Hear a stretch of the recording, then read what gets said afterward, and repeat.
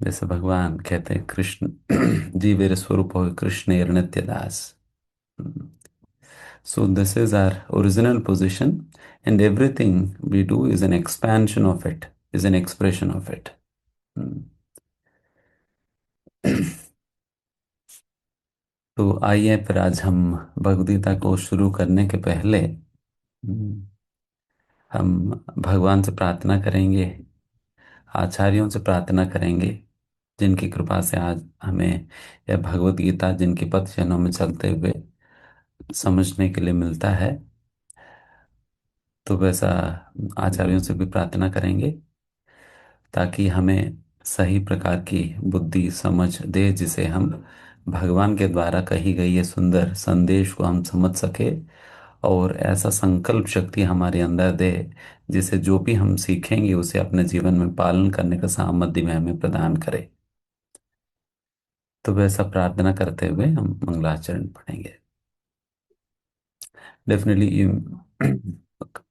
ये संस्कृत श्लोकाएं जो कि आप लोग नहीं भी समझ पाए तो एटलीस्ट ये भावना तो रखिएगा. जो भावना मैं कह रहा हूँ आप प्रार्थना करिए भगवान से, और गुरुजनों से भी प्रार्थना करें कि जिसे आप हमें भगवान और गुरुजनों की कृपा से हमें वैसा बुद्धि प्राप्त हो जिसे वो समझ सके, एंड वैसा डिटर्मिनेशन प्राप्त हो जिसे हम उस शिक्षाओं के अनुसार हम अपना जीवन चला सके. ओके. ओम ज्ञानतिमिरन्दस्य ज्ञानाञ्जनशलाकया चक्षुरुन्मीलितं येन तस्मै श्रीगुरवे नमः. श्रीचैतन्यमनोभीष्टं स्थापितं येन भूतले स्वयं रूपः कदा मह्यं ददाति स्वापदान्तिकं. वन्देऽहं श्रीगुरून् श्रीयुतपदकमलं श्रीगुरून् वैष्णवांश्च. श्रीरूपं साग्रजातं सहगण रघुनाथान्वितं त्वं च जीवं साद्वैतं सावधूतं परिजनसहितं कृष्णचैतन्यदेवं श्रीराधाकृष्णपादान् सहगण ललिता श्रीविशाखान्वितांश्च. हे कृष्ण करुणा सिंधु दीनबंधु जगतपते गोपेश गोपिका कांत राधा कांत नमोस्तुते. तप्त कांचन गौरांगी राधे वृंदावनेश्वरी वृषभानुसुते देवी प्रणमामि हरिप्रिय. वाञ्छाकल्पतरुभ्यश्च कृपा सिन्धुभ्येव च पतितानां पावनेभ्यो वैष्णवेभ्यो नमो नमः. जय श्री कृष्ण चैतन्य प्रभु नित्यानंद श्री अद्वैत गदाधर श्रीवासादि गौर भक्तवृंद. हरे कृष्णा कृष्णा कृष्णा हरे हरे, हरे राम राम राम हरे हरे. नमो विष्णुपादाय कृष्ण पृष्ठाय भूतले श्रीमते भक्तिवेदांत स्वामी नित्य नामने नमस्ते सारस्वती देवे गौरवाणी प्रचारणे निर्विशेष शून्यवाद पाश्चात्य देश तारिणी.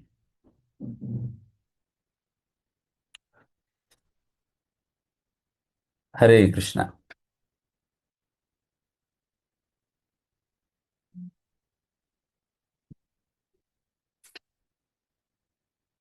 आप सभी को देखकर काफी अच्छा लग रहा है. आप सभी लोगों ने समय निकाला भगवद गीता श्रवण करने. हालांकि इस समय आप बहुत कुछ कर सकते थे. नेटफ्लिक्स में मूवी देख सकते थे, शॉपिंग करने शॉपिंग मॉल पे जा सकते थे, फ्रेंड्स के साथ घूमने जा सकते थे, रेस्टोरेंट पे जा सकते थे, टीवी देख सकते थे, मोबाइल में चैट कर सकते थे, इंस्टाग्राम में रील्स देख सकते थे. बट ये सारा कुछ त्याग करके आपने बहुत बड़ा त्याग किया, एंड बहुत बड़ा चॉइस आपने की. Now we have chosen Krishna in your life. तो इस प्रकार से भगवद गीता श्रवण करने के लिए आप लोगों ने जो समय निकाला है, so definitely that very decision itself is really blessed decision. बहुत उन्नत विचार है आपकी, जिसके कारण आप लोगों ने ये ये निर्णय लिया.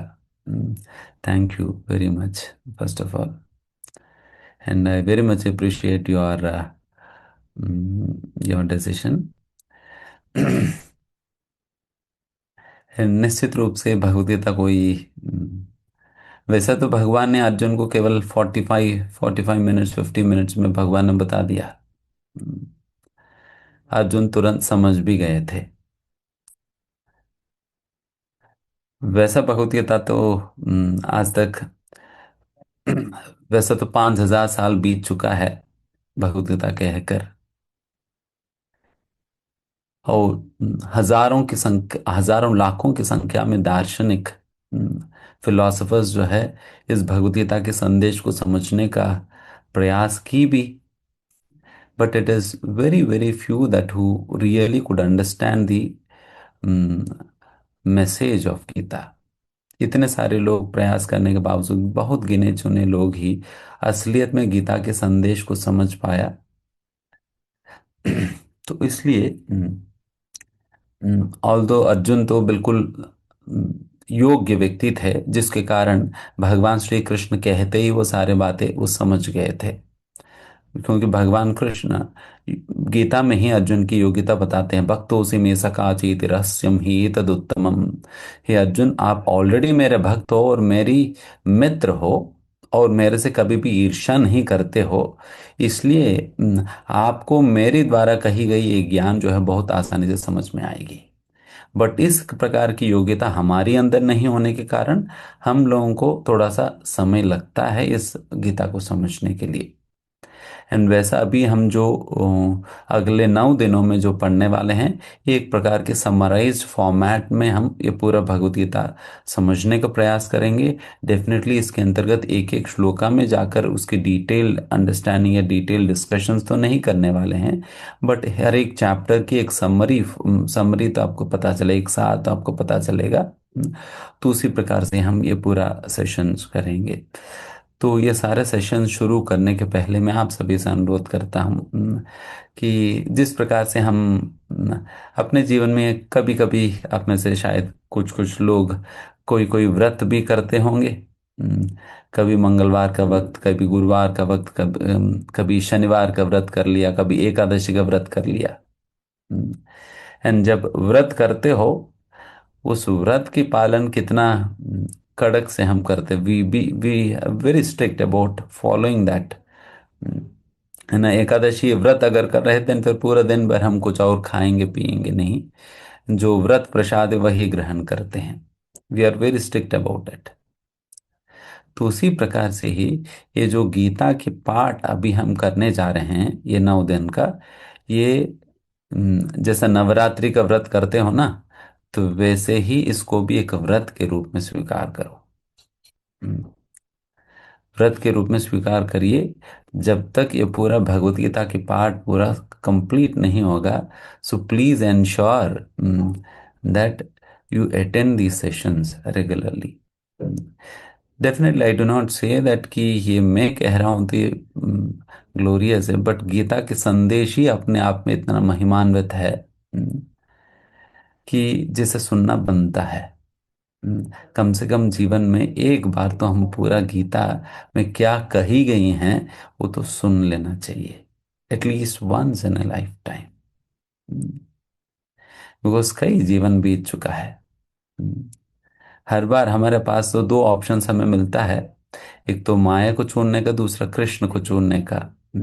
इन every lifetime we have chosen maya. हर जीवन में हर बार ही हम माया को ही चुनते आ रहे थे। बट इस बार आप लोगों ने बहुत बड़ा निर्णय लिया कृष्ण को चुनकर। हम्म, तो अगर इस जीवन में कृष्ण को चुनने का अगर मन बना ले, देन फिर उसके लिए आपको सुनना पड़ेगा भगवान ने गीता में क्या कहा है ना। इसलिए आप सभी लोग ये व्रत स्वीकार करें, एक संकल्प स्वीकार करें कि ये जो ये जो 18 चैप्टर्स जो हम डिस्कस करने वाले हैं अगले दिनों में, तो ये पूरा 18 चैप्टर्स कंप्लीट होने तक आप सभी रहें फिर सुने। एग्रीड? आप सभी साइन कर रहे हैं एग्रीमेंट हमारे साथ? मैं भी साइन करूंगा आपके साथ।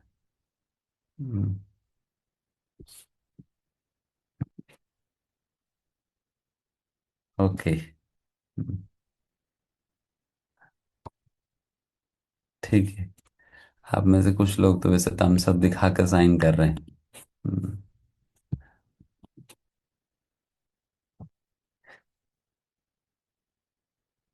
Yes, agreed, good. Thank you so much for your commitment. आपकी कमिटमेंट के लिए बहुत बहुत धन्यवाद।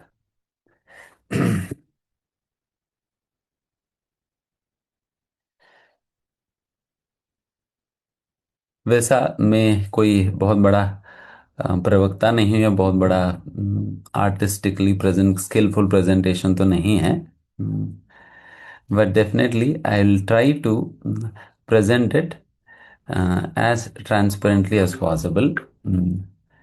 जितना ट्रांसपेरेंटली हो सके उतना ट्रांसपेरेंटली हम प्रस्तुत करने का प्रयास करेंगे, जिस प्रकार से हमने अपने गुरुजनों से सुना है, उसी भाव में उसी प्रकार से प्रस्तुत करने का प्रयास करेंगे। एंड तभी श्रील प्रभुपाद जी ने इसी बात पर, to maintain the purity of the message is the most important thing. बाकी उसमें कुछ आप कुछ कुछ डेकोरेशन देने का जरूरत नहीं है। भगवद्गीता अपने आप में सुंदर है। बस उस डेकोरेशन को आप ढकने का प्रयास नहीं करें तो वो अपने आप में सुंदर है। हम्म, है ना। कृष्ण जो है ना, कृष्ण को कपड़ा पहनाया जाता है और अलग अलग प्रकार के आभूषण पहनाया जाता है। वैसे तो कहा जाता है, हम लोग जब कपड़े पहनते हैं और आभूषण पहनते हैं, अपने आप को और सुंदर दिखाने के लिए हम पहनते हैं। आभूषण और कपड़े हम इसलिए तो पहनते हैं ना, और सुंदर दिखने के लिए। बट भगवान को जब ऐसा आभूषण और कपड़े पहनाए जाता है, भगवान की सौंदर्य को ढकने के लिए पहनाया जाता है। बिकॉज उनकी इतना सौंदर्य है, उस सौंदर्य को ढकने के लिए पहनाया जाता है। उल्टा तो आभूषण पहनने पे हम सुंदर लगते हैं, बट भगवान के केस में तो जो आभूषण भगवान को पहनाया जाता है, वो आभूषण ही सुंदर दिखने लगता है। भगवान पहनने के कारण। इसलिए कहते हैं भूषण भूषणांगम करके। The very he is the ornament of the ornaments. He is the ornament of the ornaments. He does not need any ornaments to make himself beautiful. Rather, he himself adds beauty to the ornaments. That is Krishna. तो उसी प्रकार से ही ये भगवद गीता का संदेश भी अपने आप में सुंदर है, स्वच्छ है and शुद्ध है। हम्म, तो आप सभी हमारे लिए प्रार्थना करें और आशीर्वाद दें, जिसे हम भगवद गीता के संदेश को यथारूप आपके सामने प्रस्तुत कर सके, जिसे भगवान के संदेश को आप यथारूप सुनकर समझकर इसकी पूरा फायदा उठा सके। ओके। तो आज की सत्र में वैसा हम सबसे पहले भगवत गीता होता क्या है, इसके विषय में समझेंगे, the word Bhagavad Gita. And फिर उसके बाद हम चर्चा करेंगे कि क्या अभी के समय पर भगवत गीता जैसा पुस्तकों का अध्ययन करना जरूरी है क्या। हम्म, मार्केट में इतने सारे पुस्तकें आ रही है, हम्म, तो वैसा समय पर भगवत गीता भी चर्चा करने का क्या जरूरत है। तो इसके विषय में चर्चा करेंगे। फिर उसके उपरांत भगवद गीता की महत्व, हम्म, और फिर चौथा हम ये चर्चा करेंगे कि भगवद गीता में कितने सेक्शंस है, कितने श्लोकायस हैं, कितने सेक्शंस है, एंड भगवद गीता के अंदर कितने चैप्टर्स हैं, फिर क्या क्या टॉपिक्स चर्चा किया जाता है भगवद गीता के अंतर्गत, कितने प्रकार की योगा के विषय में चर्चा होता है। हम्म, तो इसके विषय में एक प्रकार की एक प्रकार से वो चर्चा करेंगे। एंड देन फिर लास्टली भगवद गीता की फर्स्ट एक भूमिका सेट करके देन फिर हम फर्स्ट चैप्टर शुरू करेंगे। ये आज की कंटेंट है जो हम आज चर्चा करने वाले हैं। क्लियर है आपको क्या क्या आज चर्चा करेंगे।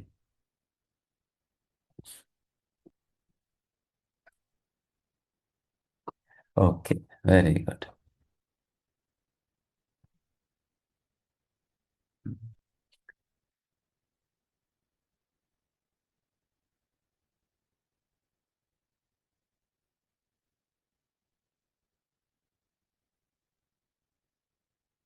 वैसा सबसे पहला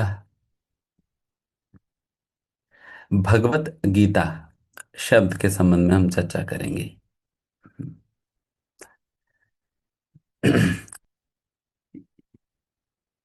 ये वैसा तो गीत कहते हैं, गीत है। ये कोई सॉन्ग है क्या गीत कहने? Yes, definitely. This is the song of God, इसलिए भगवत गीता हुई है। भगवान के द्वारा गाया हुआ गीत है, इसलिए भगवत गीता है। हम्म, तो ये प्रश्न है कि क्या कोई हम्म, युद्ध भूमि में खड़े होकर गीत गाएंगे? हम्म, युद्ध भूमि में खड़े होकर कोई बेचारा परेशान होकर आपके सामने आए, आप गीत गाने लगे? But this is what is happening here ना। यही तो यहाँ पर हो रहा है। यहाँ पर देखिएगा, वैसा भगवान श्री कृष्ण के संबंध में और भगवत धाम के संबंध में इस प्रकार से कहा जाता है। ब्रह्म संहिता में ब्रह्मा जी ये बात कहते हैं, श्रेय कांता कांता परम पुरुषो कल्पतरो ध्रुमा भूमिर चिंतामणि गणमयी तोयमृतम कथाघानम नाट्यम गमनमपि वंशी प्रेयसकी चिदानंदम ज्योतिर तदास्वादमपि च। तो इस श्लोक में बताए जा रहे हैं भगवान की धाम वो स्थान है जहाँ पर लोग साधारणतः हम जैसा बोलते नहीं हैं, बल्कि उनका बोली ही इतना सुंदर होता है कि वो उनका बोली ही गाने की तरह, गीत की तरह प्रतीत होता है। वो नॉर्मली बोलते हैं, वो बोलना ही इतना सुंदर प्रकार से बोलते हैं कि वो कविता की तरह निकलता है उनके मुंह से। हम्म, कविता की तरह निकलता है उनके मुंह से। सिंपल बोलते हैं, बट निकलता तो कविता की तरह निकलता है। उतना सुंदर प्रकार से वो लोग उनकी लैंग्वेज होता है। सो दैट इज वन इसलिए वहां पर उस श्लोक में बताया जा रहा है the kingdom of God is that place where in every step is a dance and every word is a song and every day is a festival. हर एक कदम ही एक नृत्य की तरह लगता है। एंड हर एक बात, हर एक शब्द एक गीत की तरह लगता है। एंड हर एक दिन ही उत्सव होता है। वो है भगवान के धाम। एंड वैसा भगवान के धाम में ही अगर इस प्रकार से हो, देन भगवान के मुंह से निकलता हुआ शब्दों के विषय में कहना ही क्या। हम्म, तो वो कविता की तरह क्यों ही नहीं होगा, वो गीत की तरह क्यों नहीं होगा। हम्म, इसलिए ये भगवत गीता हुआ, गीत हुआ। Although he was giving a session, seminar दे रहे थे, बता रहे थे, समझा रहे थे, बट उनको समझाने का शैली ही इतना सुंदर होता है, वो गीत की तरह होता है। तो इसलिए उसको सबसे पहला तो गीत कहा गया है। एंड ये किन के द्वारा गाई गई गीत है? ये भगवान श्री कृष्ण के द्वारा गाई गई गीत है, तो इसलिए भगवत गीता हुई। वैसे तो आज तक आप लोगों ने कई प्रकार की हॉलीवुड, बॉलीवुड, टॉलीवुड सॉन्ग्स तो आप लोगों ने सुना होगा। एंड कोई ना कोई सॉन्ग तो बॉक्स ऑफिस हिट रहता है। हम्म, कोई सॉन्ग एक महीने के लिए, 2 महीने के लिए, 1 साल के लिए, 2 साल के लिए रहता है, फिर उसके बाद धीमे धीमे सभी लोग भूल जाएंगे, दूसरा कोई और सॉन्ग आ जाएगी। बट ये जो भगवान ने जो गीत गाया है, हम्म, ये तो पिछले 5,000 सालों से बॉक्स ऑफिस हिट ही है। हम्म, पिछले 5,000 सालों में बॉक्स ऑफिस हिट ही है। हम्म, है ना। बिकॉज जितने भी गीत गाते हैं, उन सभी लोगों को स्वर देने वाला तो भगवान खुद है। तो इतने सारे बड़े बड़े गायकों को स्वर देने वाला भगवान हो, तो फिर भगवान के स्वर कितना सुंदर होगा। हम्म, तो फिर अब समझना। एंड फिर इतने सारे कवियों को गीत की रचना करने के लिए इतना बुद्धि भगवान देते हैं। एंड वैसा भगवान ही स्वयं ही अगर गीत की रचना करने लगे, तो वो गीत और कितना सुंदर होगा और कितना मीनिंगफुल होगा। ये है भगवत गीता।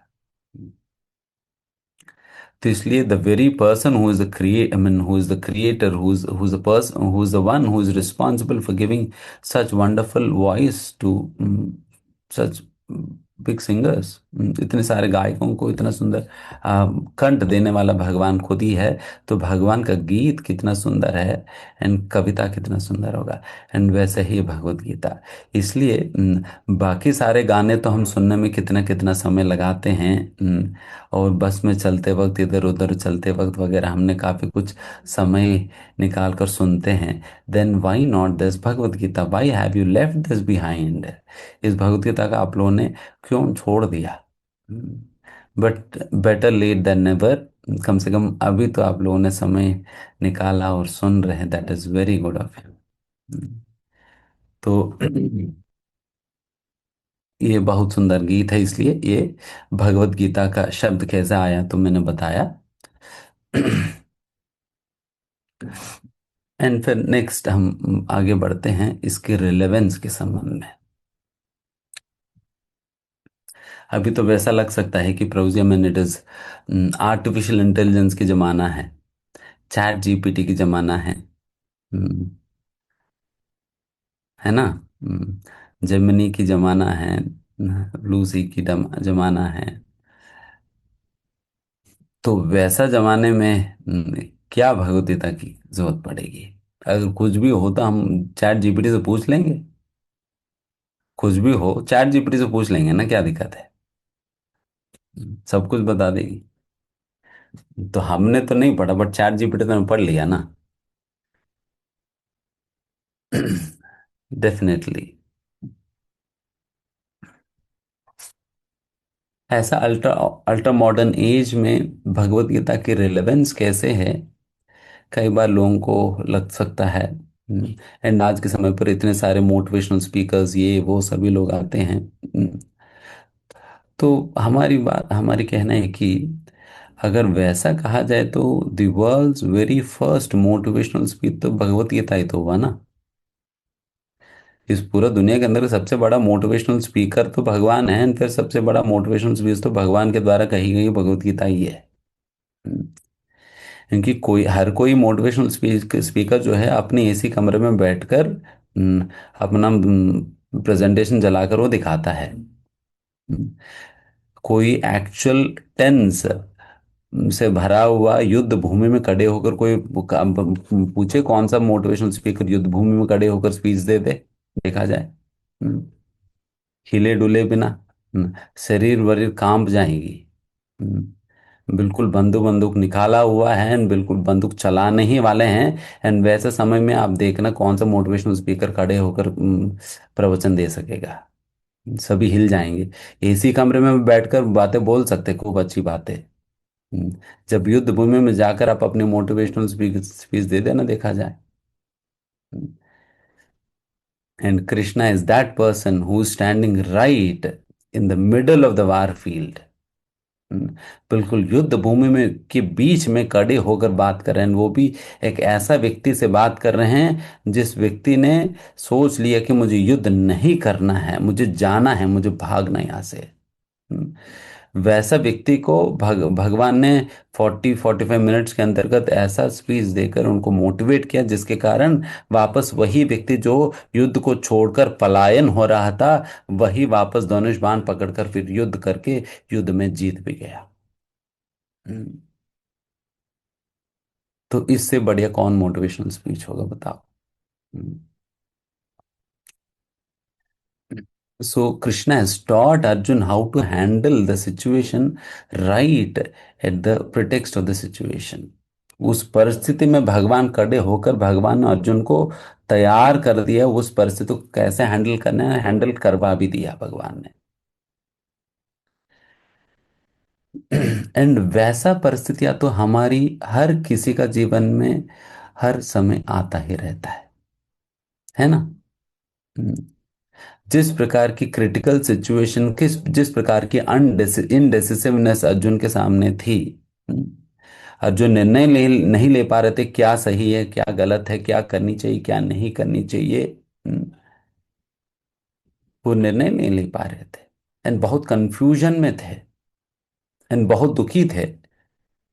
आप सोचो कि अर्जुन जैसा व्यक्ति इतने दुखी हो गया कि जो व्यक्ति दिन मतलब दिन रात जो खून देखते हैं, उन लोगों को, क्षत्रियों को खून देखना कोई बहुत बड़ी बात नहीं है।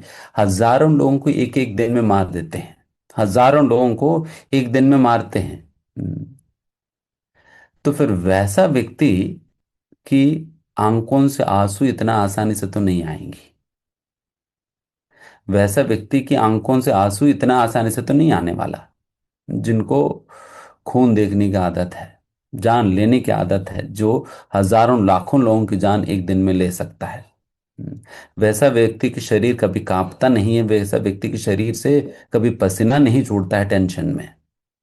बट अर्जुन इतना बड़ा क्षत्रिय होने के बावजूद भी, अर्जुन जब पहला अध्याय में देख सकते हैं कि Arjun, he was literally shivering, उनकी पूरा शरीर कांप रहा था। हम्म, आंखों से आंसू निकल रहा था, एंड पूरा पूरा शरीर जो है पसीना से लथपथ हो चुका था। एंड ऐसी अवस्था में अर्जुन कहते हैं कि भगवान, मैं समझ नहीं पा रहा हूँ कि मुझे क्या करनी चाहिए, क्या नहीं करनी चाहिए। एंड ऐसा अवस्था में अर्जुन स्वयं अपना गांडीव छोड़कर वो बैठ जाते हैं, मेरे से नहीं हो पाएगी करके। मेरे से नहीं हो पाए करके अर्जुन अपना गांडी छोड़कर बैठ जाते हैं। तो उस प्रकार की क्रिटिकल टेंस सिचुएशन में थे अर्जुन, कैपेबल होने के बाद भी अर्जुन वैसे क्रिटिकल सिचुएशन में फंसे हुए थे। एंड उस प्रकार की क्रिटिकल सिचुएशन, उस प्रकार की क्राइसिस तो हमें से हर किसी का जीवन में आए दिन तो आते ही है ना। तो वैसा क्राइसिस को किस प्रकार से हमें हैंडल करनी चाहिए, कैसे फेस करनी चाहिए, how to come out victorious in such situations, ये गीता बताती है, गीता समझाती है। How to come out victorious in such situations. आप बताओ कि कौन सा ऐसा पढ़ाई इस दुनिया के अंतर्गत जो बताती है ऐसा परिस्थितियों को कैसे हैंडल करे, कैसे हैंडल ना करे। What sort of education is actually teaching us. देखिए, मतलब इतने बड़े इंस्टीट्यूट से, आईआईटीज एंड आईएम्स है, इतने बड़े इंस्टीट्यूट्स में भी कहीं पर भी आपको हम्म, अपने इमोशंस को कैसे हैंडल करना है, अपने परिस्थितियों को कैसे हैंडल करना है, अपने आप को क्राइसिस में कैसे संभालना है, अपने आप को फेलियर्स में कैसे संभालना है, तो एक तो कहीं पर भी नहीं सिखाया जाता है। Because ultimately this is actually life sciences. And वैसा लाइफ साइंसेस हमें इन सारे एजुकेशन सिस्टम में कहीं पर भी हमें नहीं सिखाए जा रहे, जिसकी वजह से लोग एक प्रकार से हैंडीकैप्ड है, they are not able to understand how to deal with life and how to deal with people.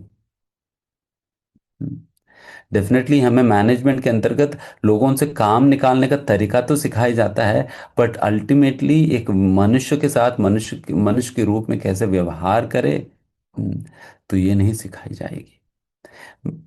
Technology सिखाई जाता है हमें स्कूल्स में, एजुकेशन सिस्टम्स में, यूनिवर्सिटीज में।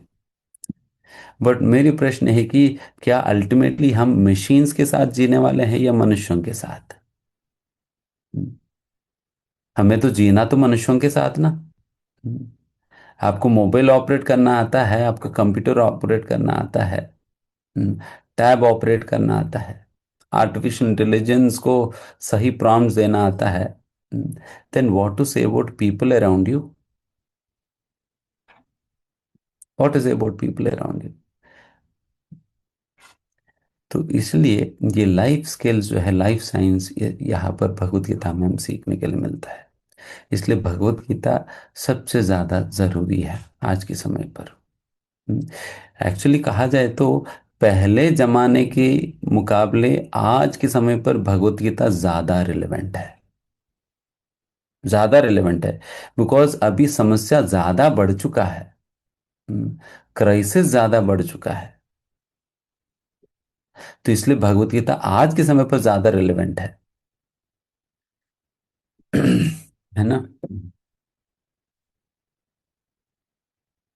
जैसे मैं बताता हूँ, जैसा कि जब मैं अपनी पढ़ाई कर रहा था, जब कानपुर में, आईआईटी कानपुर में जब मैं अपनी पढ़ाई कर रहा था, हम सेकेंड ईयर में थे, हम हमारी प्लेसमेंट शुरू हो चुका था। फिर प्लेसमेंट में पहले हफ्ते में हमारा प्लेसमेंट हो चुका था। देन फिर हम घर जाने लगे थे। जब मास्टर्स में आईआईटी में हर किसी को मतलब एक एक स्टूडेंट को एक एक कमरा दिया जाता है, तो तो मैं अपना कमरा कमरा बंद करके मैं चला गया था। देन फिर मेरा फ्रेंड जो है मेरे कमरे के बगल में जो रहता था, अम, वो भी उनका प्लेसमेंट नहीं हुआ, तो देन फिर वो रुक गया और मैं ट्रेन में जाने लगा अपने घर की ओर। एंड फिर सडनली मुझे ट्रेन में मैं जब था, सडनली मुझे कॉल आता है अम, कि आपका जो मित्र जो कि आपके कमरे के जो बगल में रहते थे, उसने आज दोपहर को सुसाइड कर लिया, करके आत्महत्या कर लिया। तो देखिएगा कि ये बंदा, ये आईआईटी में पढ़ रहे हैं, but he does not know how to handle even such a small thing as placement। IIT में तो प्लेसमेंट 6 6 महीने तक चलता है। एंड फिर हम्म, कौन सा मतलब आईआईटी कानपुर जैसे प्रेस्टिजियस यूनिवर्सिटी से पास आउट होने के बाद किनको जॉब नहीं मिलेगा। फिर भी ये हैंडल नहीं कर पाए अपने आप को, simply committed suicide। What is use of such education which does not even train us to handle our own emotions? And what good are these people going to do to the society if they are not even able to manage their own selves? अपने आप को manage करने की क्षमता नहीं है, तो वैसे परिस्थिति में वो समाज के लिए करेगा भी क्या? तो डेफिनेटली आईआईटीज एंड आईएम्स वगैरह है, बहुत कुछ है, अच्छा है। बट हर साल ही कुछ ना कुछ सुसाइड्स के विषय में हम सुनते हैं। क्यों? Because they are not able to handle. एक और जस्ट वैसे ही मैं बता रहा हूँ कि हम्म, एक वैसे ही उनका भी आईआईटी आई एक आईआईटी में उनको सीट मिला। And it was almost last year, final year चल रहा था, fourth year. And he was such a brilliant student कि वो हर साल जो है, वो अपने बचपन से ही कभी भी उनको सेकंड रैंक ही नहीं मिला। कभी सेकंड रैंक वो देखा ही नहीं। हमेशा स्कूल में फर्स्ट ही रहे हैं, हर क्लास में फर्स्ट रहे, स्कूल में फर्स्ट रहे। एंड यहाँ तक भी आईआईटी में आने के बाद भी, आईआईटी जैसा इंस्टीट्यूट में मतलब, फिर वहां पर भी वो हर सेमेस्टर को टॉप किया। बट जस्ट लास्ट सेमेस्टर में उनको फर्स्ट की जगह थोड़ा सा नंबर कम आ गया। बट उसने अपने जीवन में कभी भी फर्स्ट के अलावा दूसरा रैंक देखा ही नहीं। तो इसको वो बेचारा सह नहीं पाया, इस छोटे से फेलियर को वो सह नहीं पाया।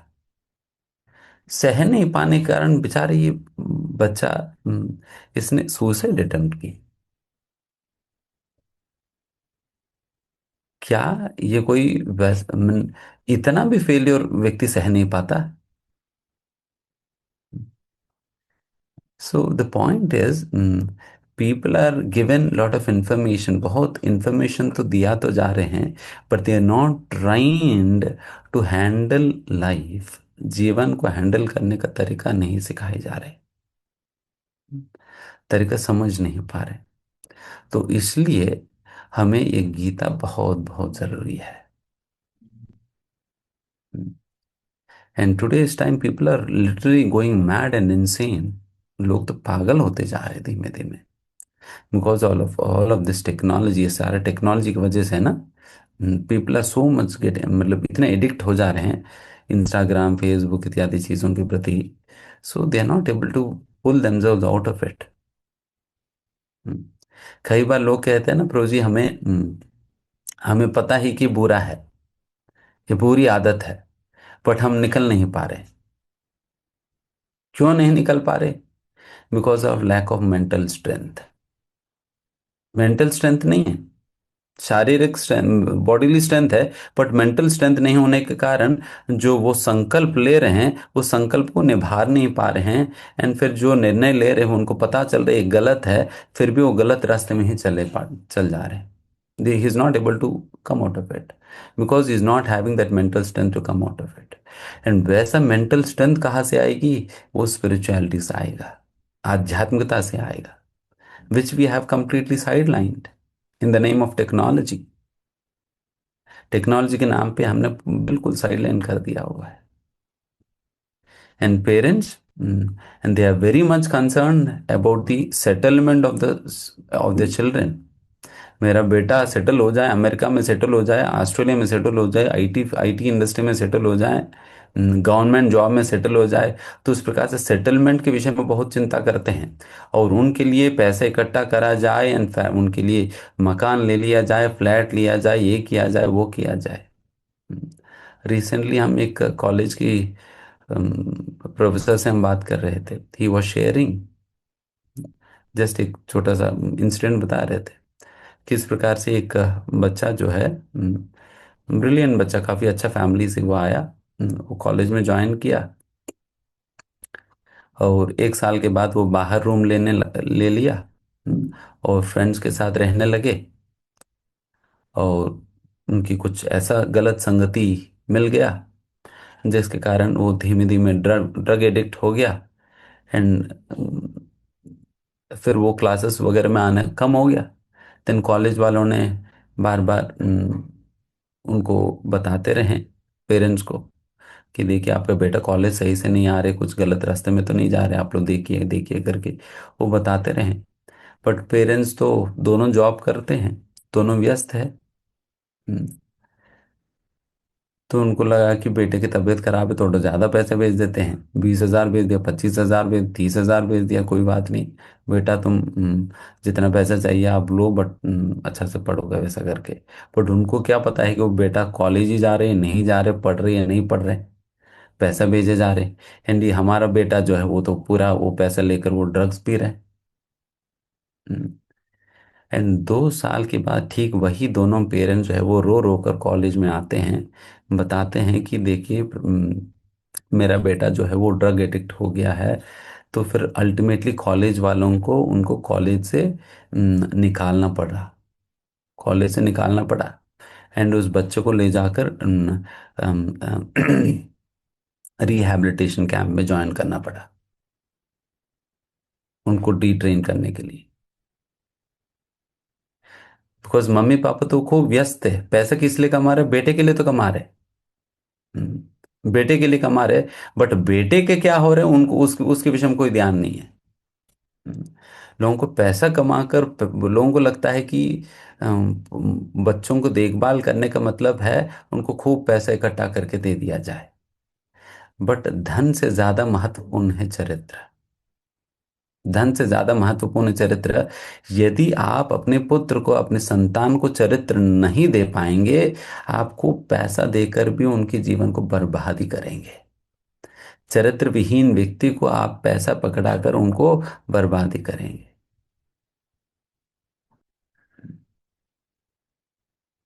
है ना।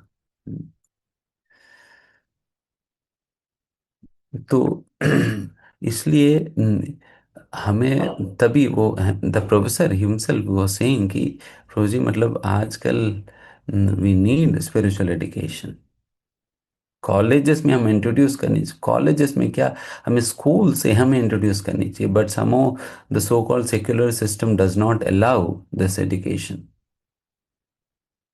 तो इसलिए कम से कम हम स्कूल्स कॉलेजेस में तो हो तो नहीं पा रहे सेक्युलरिटी की वजह से कम अभी हम अपने घरों में तो क्यों नहीं हम बच्चों की इस प्रकार की शिक्षा क्यों ना दे, है ना। एंड बच्चों को अगर इस प्रकार की शिक्षा देनी है, सबसे पहला खुद आचरण करना होगा, क्योंकि बच्चे सुनकर नहीं सीखने वाले हैं, बच्चे आपको देखकर ही सीखेंगे। हम्म, यदि आप सिगरेट पीकर बच्चों को सिगरेट पीने से मना करेंगे तो बच्चे नहीं सुनने वाले। हम्म, नहीं सुनने वाले हैं।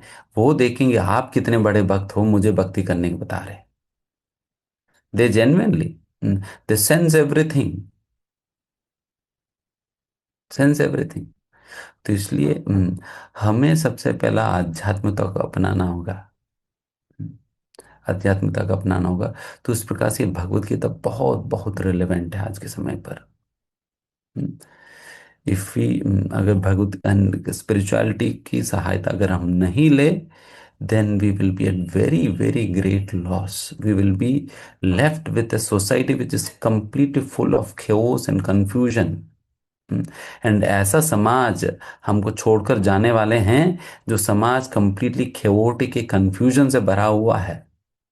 वैसा समाज को हम अपना बच्चों के लिए छोड़कर जाएंगे यदि हम आध्यात्मिकता को हम वापस लाएंगे नहीं तो इस समाज में। तो इसलिए आप सभी से प्रार्थना है, अपने लिए भी और अपने आगे आने वाले जनरेशन्स के लिए भी क्यों ना हो, हमें स्वयं आध्यात्मिकता को स्वीकार करनी चाहिए, है ना। So please do not ignore this. Please do not ignore this. And eventually हम अपने सेशंस में ये स्पिरिचुअलिटी क्या होता है तो इसके विषय में हम चर्चा करेंगे। हम्म, है ना। बिकॉज कई बार हम सुनते हैं कि कई बार जब हम आध्यात्मिकता धार्मिकता की बातें करते हैं, लोग कहते प्रभु जी हम तो कहते हैं अपने बेटे से, तो बेटा मतलब हर दिन जो है मंदिर मंदिर में जाओ, फिर वहां पर हाथ जोड़ो, दीप जला दो। कहते मेरा बेटा मानता ही नहीं। देखिए, आज लोग केवल कहने से मानेंगे नहीं, they want science behind it. Yes, हाथ जोड़ूं तो क्यों जोड़ूं, दीप जलाऊं तो क्यों। जब तक ये नहीं बता पाओगे तो करेगा क्यों। Because people want reasons behind it. उसके पीछे क्या कारण है लोग समझना चाह रहे हैं। अगर वो कारण हम नहीं देने देने में समर्थ है, देन वो करेंगे नहीं। केवल you simply tell them what to do, and if you do not explain them why to do it, they are not going to listen to you. आप सिर्फ कहेंगे क्या करना है और क्यों करना है ये नहीं बता पाओगे तो वो तो नहीं बात मानेंगे।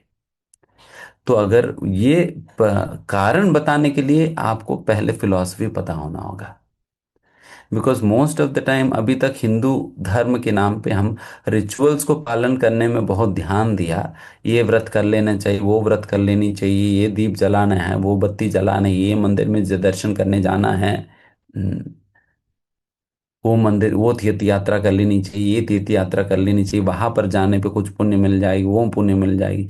इन सारे बातों पे हमने ध्यान दिया, बट उसके पीछे सिद्धांत क्या है किसी को नहीं पता। हम्म, किसी को नहीं पता। So called staunch follower of Hinduism, but if you ask him what who is God and what is the definition of God, he has no idea. No idea. And what do you eventually derive by doing all of this rituals. ये सारा rituals करने से आपको क्या मिलने वाला है, कुछ नहीं पता। बस कुछ मिल जाएगी बस। हम्म, अगरबत्ती क्यों दिखा रहे हो अगरबत्ती, मेरी दादी नानी ने दिखाई तो मैं भी दिखा रहा हूँ। हम्म, मैं भी दिखा रहा हूँ। तो उस प्रकार से रिचुअलिस्टिक हो जा रहे हैं। ऑल्दो पढ़े लिखे लोग हैं, पढ़े लिखे लोग होने के बाद भी they without understanding the philosophy they simply doing it whatever they have grasped from their so-called parents and all. But ultimately when it comes to science, science की बात जब आता है, हम साइंस तो अपने नानी दादी से तो नहीं सीखते हैं, है ना। साइंस जब सीखने की बात आता है, हम कॉलेज में जाते हैं, प्रोफेसर से मिलते हैं, टेक्स्ट बुक्स पढ़ते हैं, उस उससे हम सीखते हैं साइंस। एंड उसी के आंसर लैब में जाकर एक्सपेरिमेंट करते हैं, है ना। जब एक मटेरियल साइंस के लिए हम एक एक प्रोफेसर की जरूरत पड़ता है, एक टेक्स्ट बुक की जरूरत पड़ता है, एक लैब की जरूरत पड़ता है, then what to say about spiritual science.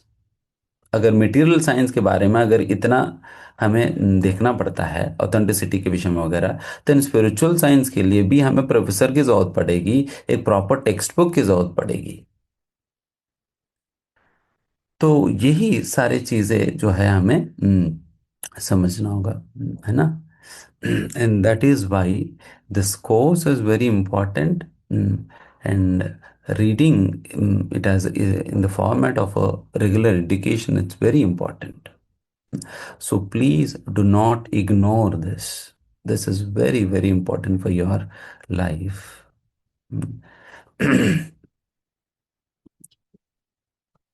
आप सभी लोगों का भी रिलेवेंट लगता है? हम आगे बढ़े या नहीं?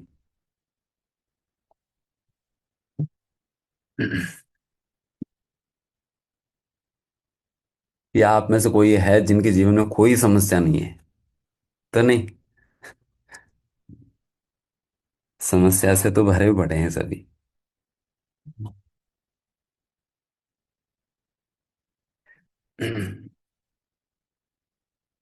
है ना? तो so that's why it is very important.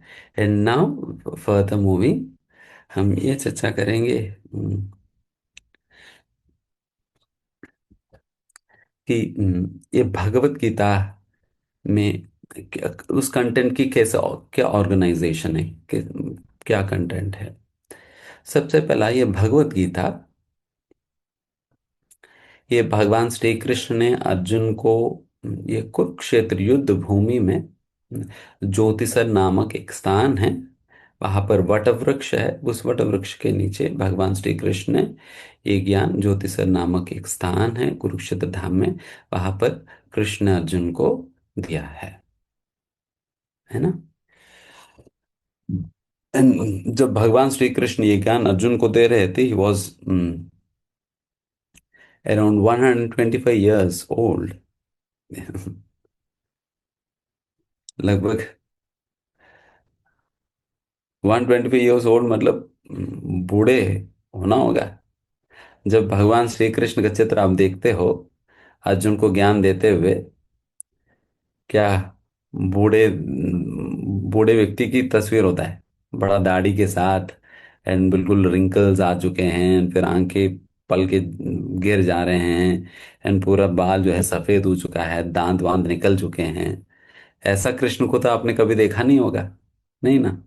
Is ever ever young. इसलिए कहते हैं अद्वैतमच्युतमनादिमनंत रूपम आद्यम पुराण पुरुषम नवयौवनम च। आद्यम पुराण पुरुषम, he is the oldest amongst the all the living entities. सारे सभी लोगों में से सबसे ओल्डेस्ट है, फिर भी नवयौवनम च, but yet he is ever young. हमेशा यंग ही दिखते हैं। यहां तक भी बेचारे भगवान कृष्ण को मूंछ तक भी आया नहीं। मूंछ वाला कृष्ण का आपने कभी देखा? नहीं तो, मूंछ वाला कृष्ण होता ही नहीं, मूंछ ही आया नहीं कभी। तो he is always just like a 17 year old young boy. 17 साल की जैसा एक यंग जो युवक रहता है, उसी प्रकार से भगवान श्री कृष्ण होते हैं। उस अवस्था में भगवान श्री कृष्ण अर्जुन को ये गीता पढ़ाया। और एंड इस पूरा भगवत गीता में टोटल 700 श्लोकाएं हैं, 18 अध्याय है, 18 अध्याय एंड 700 श्लोकाएं हैं।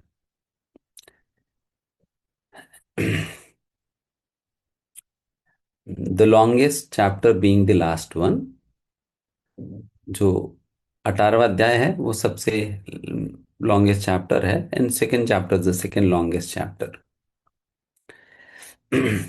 एंड इसमें एक प्रकार से फर्स्ट चैप्टर में भगवान पूरा कॉन्टेक्स्ट सेट करते हैं।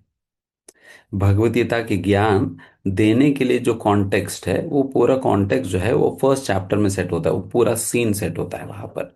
एंड एक्चुअली जो भगवान ने गीता का ज्ञान जो है दूसरा अध्याय से देना शुरू करते हैं। बट इसका मतलब ये नहीं कि फर्स्ट चैप्टर कम इम्पोर्टेंट है। इसका मतलब ये नहीं कि फर्स्ट चैप्टर कम इम्पोर्टेंट है, बिकॉज आंसर जितने इम्पोर्टेंट है उससे ज्यादा इम्पोर्टेंट है क्वेश्चन। बिकॉज प्रॉब्लम स्टेटमेंट आपको जितना अच्छा से समझ आएगा, उतने ही अच्छा से आपको आंसर समझ में आने वाला है। अगर प्रॉब्लम स्टेटमेंट ही आपको क्लियर नहीं है, देन कौन सी प्रश्न के जवाब दिया जा रहा है समझ ही नहीं आएगा। तो इसलिए फर्स्ट चैप्टर का भी अपने इम्पोर्टेंस है। हम्म। एंड इस पूरा भगवत गीता के अंतर्गत जो 18 चैप्टर्स है, 700 श्लोकास है, तो इसमें टोटल, वैसा तो 4 योगा सिस्टम्स के विषय में भगवान चर्चा करते हैं, 4 योगास के विषय में भगवान चर्चा करते हैं। एक तो कर्म योगा, ज्ञान योगा और ध्यान योगा या अष्टांग योगा, इसका दो नाम है, ध्यान योग या अष्टांग योग। एंड चौथा है भक्ति योग। कर्म योग,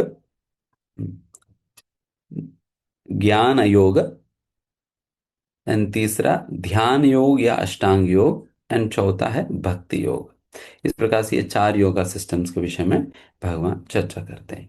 इन चारों के विषय में धीमे धीमे जब हम चैप्टर्स चर्चा करेंगे उसमें आपको डिटेल में बताएंगे। एंड अगर वैसा देखा जाए, पूरा भगवत गीता के अंतर्गत 5 सब्जेक्ट मैटर्स है, 5 विषयों के बारे में चर्चा होता है। अगर पूरा भगवत गीता को कैटेगराइज करें ना, इन 5 कैटेगरीज में हम डिवाइड कर सकते हैं। केवल इन्हीं 5 विषयों के सब्जेक्ट्स के विषय में पूरा चर्चा होता है भगवत गीता में। वो 5 क्या क्या है मैं बता रहा हूँ। जीव, ईश्वर, प्रकृति, कर्म, काल, ये 5 है। पहला जीव, ईश्वर, प्रकृति, कर्म और काल, ये 5 है। इसके विषय में एक छोटा सिंपल ब्रीफ एक्सप्लेनेशन हम देंगे। पहला जीव के विषय में। ये जीव के विषय में मुख्यतः आप दूसरा अध्याय में आप पढ़ने के लिए मिलेगा, जिसमें जैसा जीव के विषय में आप लोगों ने सुना होगा ये बात की, भगवत गीता की कहना ये है कि जीव एक शरीर नहीं आत्मा है करके। We are not body, we are soul.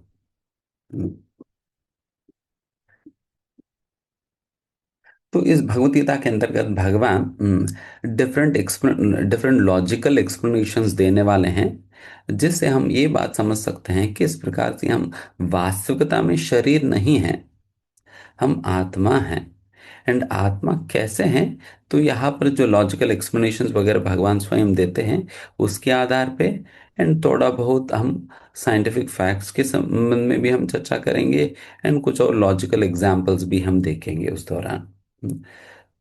वैसा तो ये पूरा एक सेमिनार है इसके संबंध में, बट उतना सारा डिटेल में हम तो चर्चा करने का समय नहीं होगा इस कोर्स में। बट ब्रीफली हम चर्चा करेंगे, because it is very important to understand actually what is our identity, or else we we will simply conduct our life on the pretext of a wrong identity।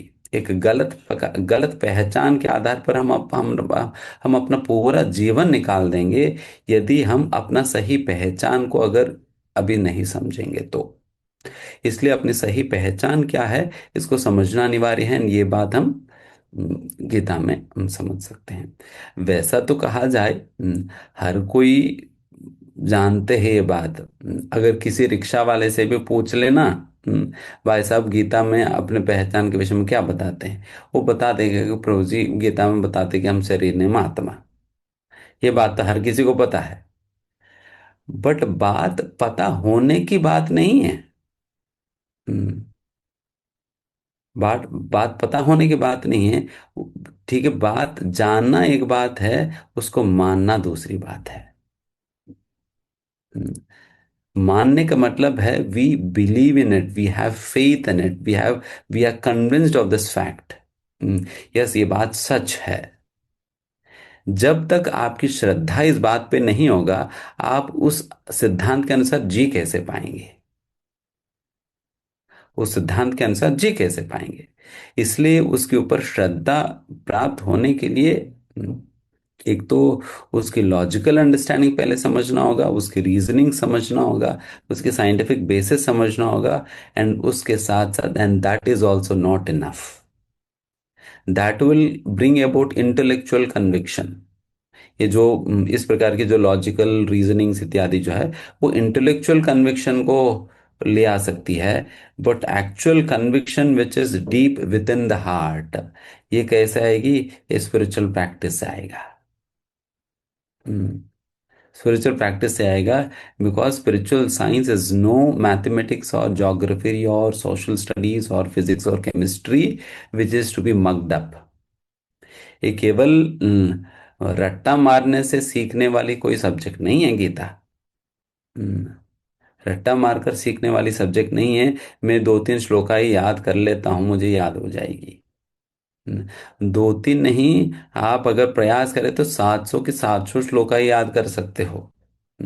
But प्रश्न ये है कि आप कितने, मतलब एक भी श्लोका के अनुसार आप अपना जीवन जी पा रहे या नहीं। बाकी 700 श्लोका याद हो भी तो फिर क्या फायदा, यदि हम अपना जीवन में एक भी श्लोका को उतार नहीं पाए तो। तो इसलिए it is not a subject to be mugged up, rather it is a subject which is suppose to be lived by, जिसके अनुसार हमें जीना होता है।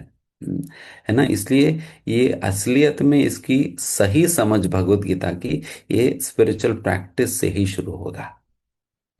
बट डेफिनेटली उसके लिए, स्पिरिचुअल प्रैक्टिस शुरू करने के लिए भी तो हमें इंटेलेक्चुअल कन्विक्शन चाहिए।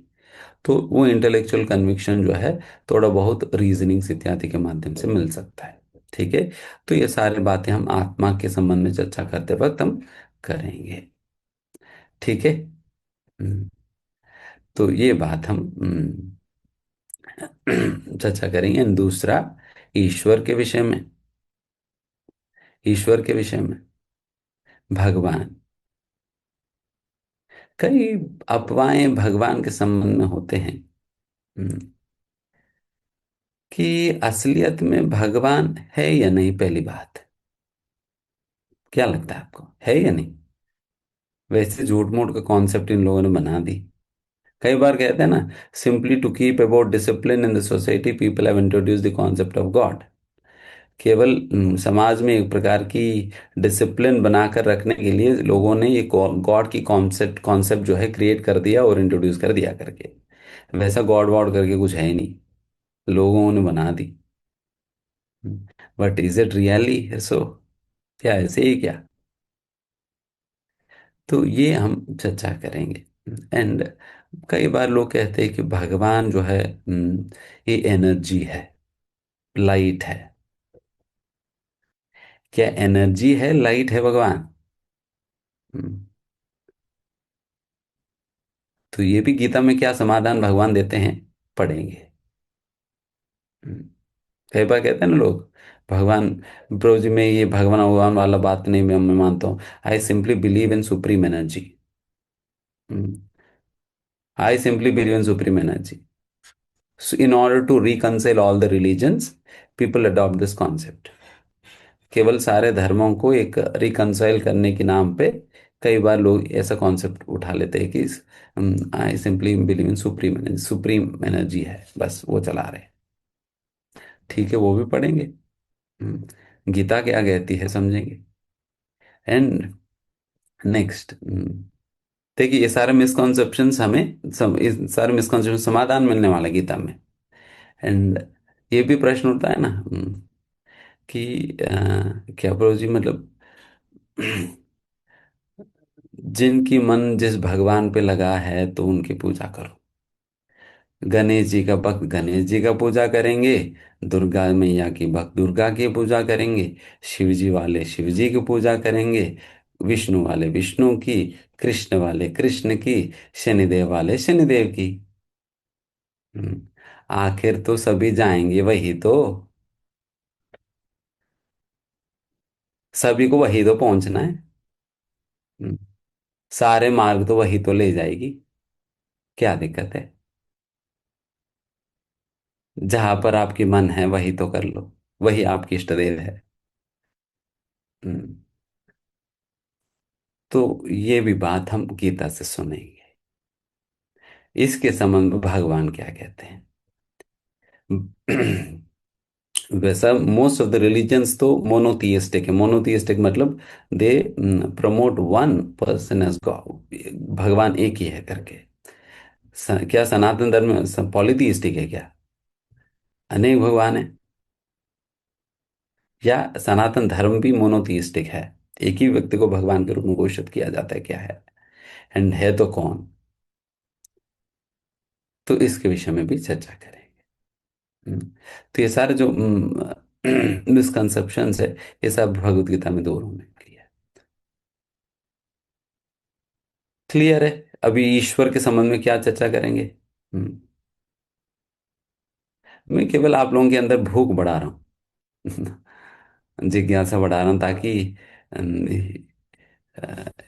You will understand, I mean what will you get to learn in this, क्या आपको सीखने के लिए मिले।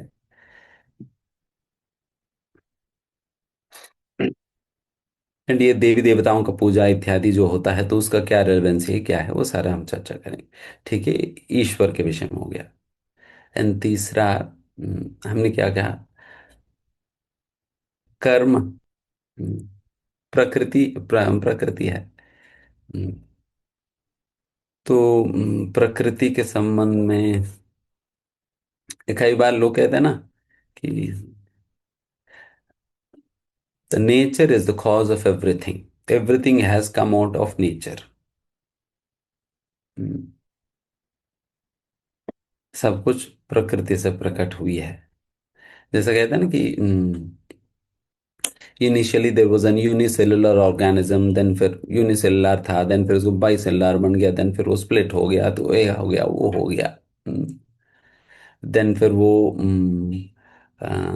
एवोल्यूशन थियरी भी है डार्विन की।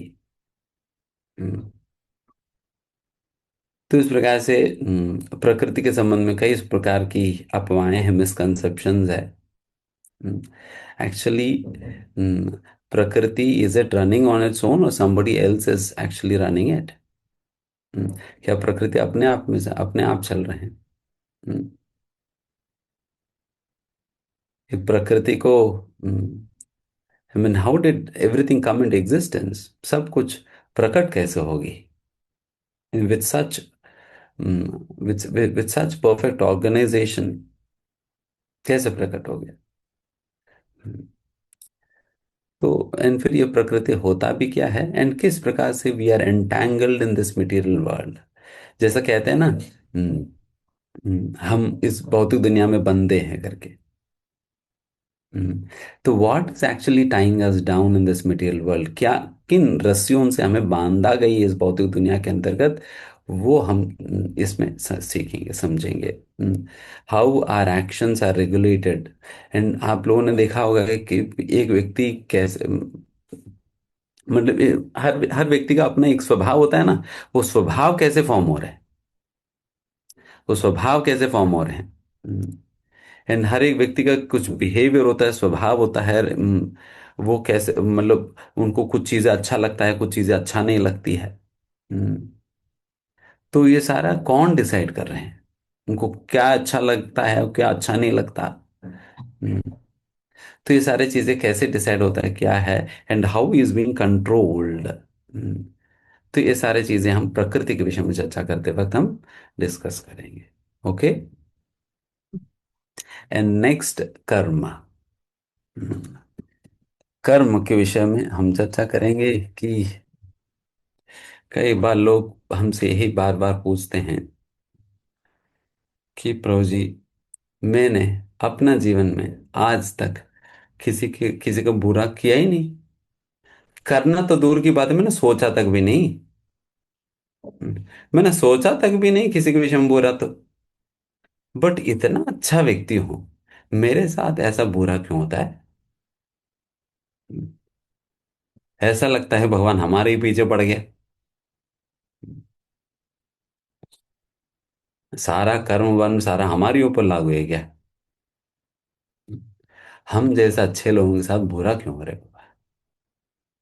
एंड इससे भी बड़ा प्रश्न होता है, प्रभु जी, हमारा पड़ोस में जो रहते हैं ना, वो बिल्कुल गंदा व्यक्ति है, बिल्कुल गंदा व्यक्ति है, बट उनके साथ तो अच्छा होता है, उनका बेटा अमेरिका चले गया, मेरा बेटा तो फेल हो गया। हम्म, बहुत ही इतना गंदा व्यक्ति, झूठ झूठ कहता है, वो हर बात पे झूठ कहता है। ऐसा झूठा व्यक्ति के साथ तो अच्छा हो रहा है, और मैं तो इतना अच्छा व्यक्ति हूँ, मेरे साथ तो बुरा होते जा रहे।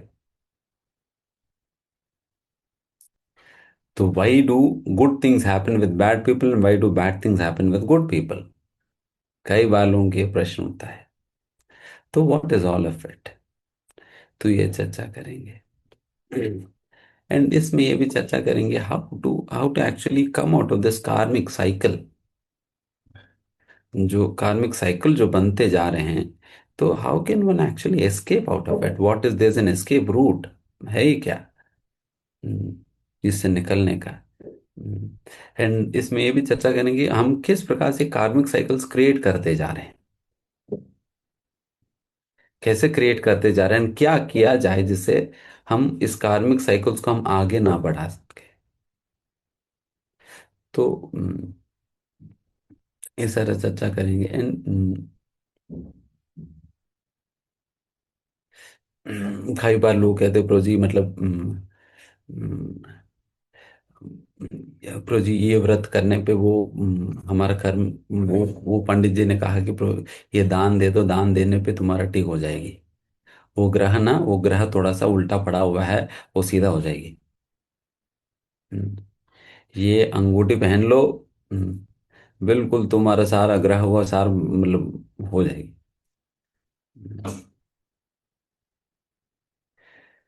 तो अंगूठी पहनने से, दान देने से, ये व्रत करने से, वो व्रत करने से, ये करने से, वो करने से, क्या करने से ये कर्म ठीक होगा? तो उसमें चर्चा करें। अब सभी लोगों को पता चल जाएगी, हरा वाला अंगूठी पहने या लाल वाला पहने। हम्म, तो सभी पहन लेना। देन कर्म एंड लास्ट काल। काल, time. How time is the controller of everything. समय किस प्रकार से सारा चीजों का नियंत्रक है। And everything is being regulated by time. And समय भी किस प्रकार से साइकिल्स में चलते हैं। साइकिल्स में चलता है ना टाइम। जैसा आज का 24 आवर्स बीतने के बाद कल का 24 आवर्स शुरू हो जाएंगे, है ना। तो जैसा 2025 खत्म हो गया, 26 की साइकिल शुरू हो गया।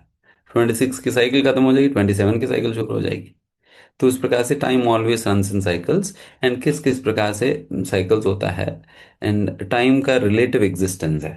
हम्म, जैसे इसमें आइंस्टीन की theory of relativity, relative existence of time भी आप समझ सकते हैं इसमें कैसे। टाइम रिलेटिवली एग्जिस्ट करती है, डिफरेंट डिफरेंट प्लैनेट्स में डिफरेंट डिफरेंट टाइम स्केल्स होते हैं। एंड वो कैसे चलता है, वो थोड़ा सा हम से हल्का सा चर्चा करेंगे टाइम के विषय में। तो इस प्रकार से ये 5 सब्जेक्ट मैटर्स है। एंड 5 सब्जेक्ट मैटर्स में क्या कंटेंट हम सीखेंगे, तो ये हमने वैसा मोटा मोटा हमने बताया हुआ है। अभी क्लियर है?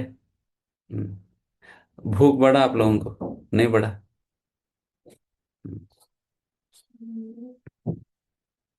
या मैं ही भूखा हूँ?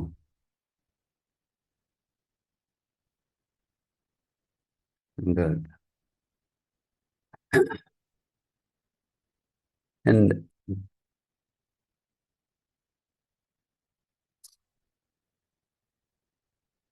एंड फर्स्ट एंड लास्टली, अभी ये बात चर्चा करेंगे, who can understand Bhagavad Gita. ये बहुत इंपॉर्टेंट है। Who can understand Bhagavad Gita?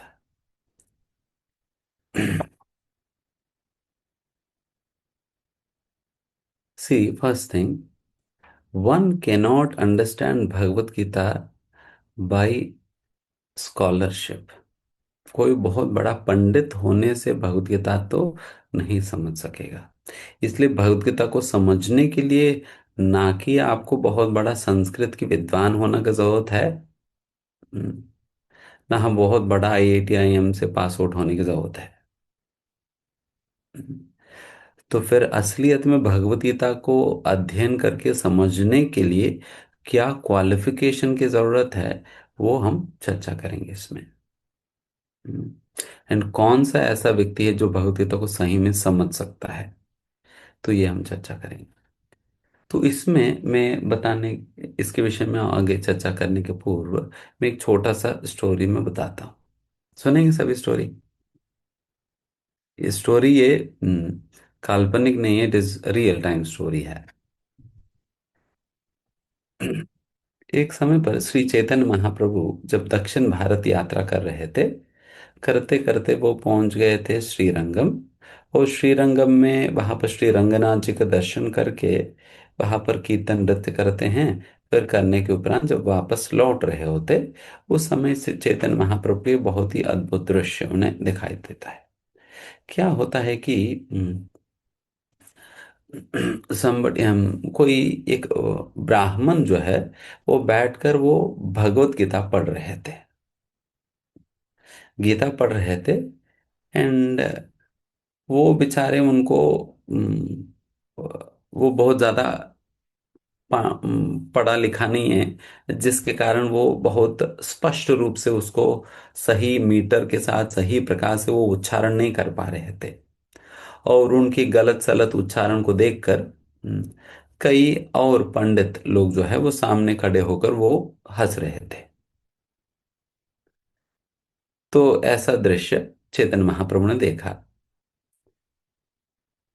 And फिर इस ब्राह्मण की आंखों से आंसू भी आ रहे थे। तो ब्राह्मण के पास चेतन महाप्रभु जाते हैं, फिर उनसे पूछते हैं कि हे ब्राह्मण, आप क्या पढ़ रहे हैं? तो मैं भगवत गीता पढ़ रहा हूँ। फिर ये लोग हंस क्यों रहे हैं? देन फिर उन्होंने कहा कि देखिए, मतलब इस प्रकार से मुझे पढ़ना तो ठीक से नहीं आता है, मैं सही प्रकार से उसको उच्चारण नहीं कर पा रहा हूँ, मैं इतना बड़ा कोई संस्कृत के पंडित तो नहीं, विद्वान नहीं हूँ, मुझे पढ़ना भी ठीक से नहीं आता, जिसके कारण में मेरे उच्चारण में गलती है। तो वो गलतियां देखकर ये सभी लोग हंस रहे हैं मेरे को देख के। देन फिर आपको पढ़ना नहीं आता है तो फिर आप पढ़ क्यों रहे हैं? देन फिर उसने कहा, क्योंकि मेरे गुरु ने मुझे आज्ञा दिया है प्रतिदिन भगवत गीता की अध्ययन करने, इसलिए मैं उनकी आज्ञा का पालन करते हुए मैं पढ़ रहा हूँ।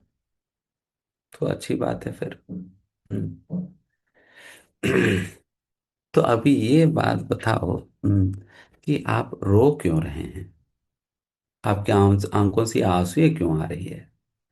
देन ये पंडित बताते हैं कि हे महाप्रभु, जब भी मैं भगवत गीता खोलता हूँ और उसे पढ़ने लगता हूँ, तुरंत मेरी आंखों के सामने एक ऐसा अद्भुत दृश्य दिखाई पड़ता है, जिसमें भगवान श्री कृष्ण स्वयं अपनी भक्त अर्जुन को रथ में बिठाकर रथ को चलाते हुए मुझे दिखाई पड़ता है।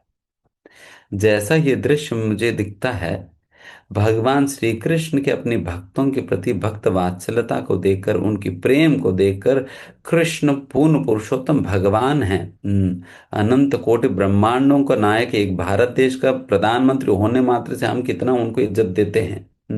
एंड वैसा भारत देश तो कितने ही इस पृथ्वी पे हैं। एंड फिर वैसा पृथ्वियाँ तो कितने ही इस ब्रह्मांड में हैं। एंड वैसा ब्रह्मांड है तो कितने हैं भगवान की सृष्टि में। वैसा कहा जाता है कि जितने एक सरसों की बोरे में जितने सरसों के दाने होते हैं ना, उतने ब्रह्मांड है। उतने गैलेक्सीज है। उतनी यूनिवर्सेस है। उतनी यूनिवर्सेस में उतने सारे यूनिवर्सेस के एकमात्र नायक भगवान श्री कृष्ण हैं। एंड वो अभी अपने भक्त की गाड़ी का ड्राइवर बनकर ड्राइवर गाड़ी चला रहे, अपने भक्त की सेवा कर रहे हैं। और ऐसा व्यक्ति होकर भी अपने भक्त की जो सेवा इस प्रकार से करते हुए देखकर मेरे आंखों से आंसू नहीं तो और क्या निकलेगा। हम्म, भगवान कितना प्रेम करते हैं अपने भक्तों से, यहाँ पर मुझे देखने के लिए मिल रहे हैं। कई बार हमें लग सकता है कि हम, बिकॉज इन दिस वर्ल्ड, मतलब इस दुनिया के अंतर्गत हम देखते हैं कि हमेशा सेवक ही मालिक का सेवा करता है। मालिक का भी सेवक अपनी सेवकों का सेवा तो नहीं करेगा। हम्म, ठीक है, टाटा का मालिक है। वो जाकर अपने ड्राइवर को गाड़ी में, तुम आज तुम पीछे बैठ जाओ मैं ड्राइव करता हूँ करके नहीं ड्राइव करेगा ना। हम्म, तो बट यहाँ पर भगवान कृष्ण खुद सामने बैठकर ड्राइव कर रहे हो और फिर अर्जुन जो है पीछे बैठकर चल रहे हैं। तो ये दृश्य देखकर मुझे रोना आता है भगवान के प्रेम देखकर। करके बताते हैं। देन फिर चैतन्य महाप्रभु कहते हैं, हे ब्राह्मण, असलियत में भगवत गीता तो आपने समझा है। Because the real purpose of Bhagavad Gita is to develop such eyes, by which we can see the Lord in every page of Gita. Bhagavad Gita पढ़ने का मुख्य सार तो ये है, जब भगवद गीता के हर पन्ने में, हर श्लोका में भगवान श्री कृष्ण के दर्शन कर पाओगे, वो पढ़ना हुआ ना। नहीं तो इतना बड़ा आप श्लोका लेंगे, श्लोका को संधि विच्छेद करेंगे, इसके ये अर्थ है, उसके ये अर्थ है, इसका ये हो सकता है, उसका वो हो सकता है करके अपना सारा पांड दिखा दिखा दिया। बट आप अल्टीमेटली भगवान ने क्या कहा उसको नहीं समझ पाए और उसको अपने जीवन में उतार भी नहीं पाया, जिस कारण भगवान के प्रति आपके अंदर कोई प्रेम नहीं है, जिस कारण भगवान को आप देख भी नहीं पा रहे, देन फिर भगवत गीता पढ़ने का क्या उद्देश्य आपने प्राप्त किया। तो उस प्रकार से फिर महाप्रभु उस समय कहते हैं, आपने असलियत में गीता के संदेश को समझ पाए हैं। ये सभी पंडित लोग तुम्हें देखकर जो हंस रहे हैं, उन लोगों को गीता का कुछ भी नहीं पता, कुछ भी नहीं पता। हम्म, फिर वहां पर चैतन्य महाप्रभु ये बात कहते हैं, इसलिए one can understand Gita only with right attitude. With right attitude, एक सही मनोवृत्ति चाहिए भगवत गीता को समझने के लिए। One who has right attitude, weather he may be a scholar or he may not be a scholar, still he can understand Gita. अगर व्यक्ति में एक सही मनोवृत्ति है, सही एटीट्यूड है, देन फिर वो व्यक्ति समझ पाएगा। इसलिए एक सही एटीट्यूड चाहिए। एंड वो क्या एटीट्यूड है? हम्म, वो क्या एटीट्यूड है? द एटीट्यूड ऑफ सर्विट्यूड, सेवा करने की भावना, सेवा करने की भावना। हम्म, जितना हमारे अंदर जागृत जागृत है, उसी हद तक ही गीता को समझ पाएंगे, उसी हद तक गीता को समझ पाएंगे। तो इसलिए तो मैं बता रहा हूं ना कि गीता को हम भक्ति के अभ्यास के बिना तो नहीं समझ सकते हैं। मतलब गीता के असली तत्व को। इसलिए हम गीता को हम पढ़ना भी चाहिए, पढ़ने के साथ साथ गीता की शब्दों को अभ्यास भी करनी चाहिए। जब अभ्यास करने लगेंगे, देन फिर हम गीता को और गहराई से समझ सकेंगे। तो इसलिए सही एटीट्यूड बहुत बहुत जरूरी है। भगवान गीता में कहते हैं, भक्तोसि मे सखा चेति रहस्यम एतद् उत्तमम। अर्जुन, आप मेरे भक्त हो और आप मेरे मित्र हो, इसलिए आप मेरी अंदर किसी भी प्रकार की दोष नहीं देखते हो और मेरे से ईर्ष्या नहीं करते हो, जिसके कारण आप मेरे द्वारा कही गई इन शब्दों को समझ सकते हो। तो उसी प्रकार से ही हमें भी, हमारे अंदर भी उस क्वालिफिकेशन को, भक्त होने की क्वालिफिकेशन को अगर हम कल्टिवेट करें, देन उस क्वालिफिकेशन से हम भगवान को समझ सकेंगे, अन्यथा नहीं। अन्यथा नहीं, because it is not something which you can learn on the dint of your scholarship, rather it is something which is to be awarded by the lord. भगवान ये गीता की संदेश आपके हृदय में स्थापित करेंगे। जब आप इस प्रकार के सेवा भाव के साथ एक गीता पढ़ेंगे, जब सेवा भाव के साथ जब गीता पढ़ेंगे, तो फिर भगवान ने उस प्रकार की समझ हम आपको भगवान हृदय में देंगे, है ना। तो उस प्रकार से समझना होगा। ये क्लियर है अभी सभी को? Who can understand Bhagavad Gita? Very good. So अभी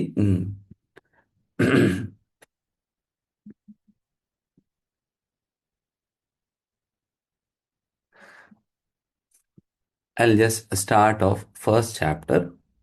जैसे मैं पहले भी बताया था कि वैसा तो भगवत गीता फर्स्ट चैप्टर ये कम इम्पोर्टेंट नहीं है। जस्ट मैं भगवत गीता एक और जस्ट कॉन्सेप्ट में बता दे रहा हूँ कि पूरा भगवत गीता में 18 चैप्टर्स है ना। 18 चैप्टर्स को तीन भागों में डिवाइड किया जा सकता है।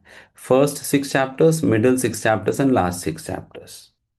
फर्स्ट 6 चैप्टर्स में मुख्यतः कर्मयोग के विषय में चर्चा होता है, और मिडिल 6 चैप्टर्स में मुख्यतः भक्ति योग के विषय में चर्चा होता है, एंड लास्ट 6 चैप्टर्स में मुख्यतः ज्ञान योग के विषय में चर्चा होता है ना। कर्मयोग, भक्ति योग और ज्ञान योग, है ना, 6 6 चैप्टर्स में। भगवत गीता को एक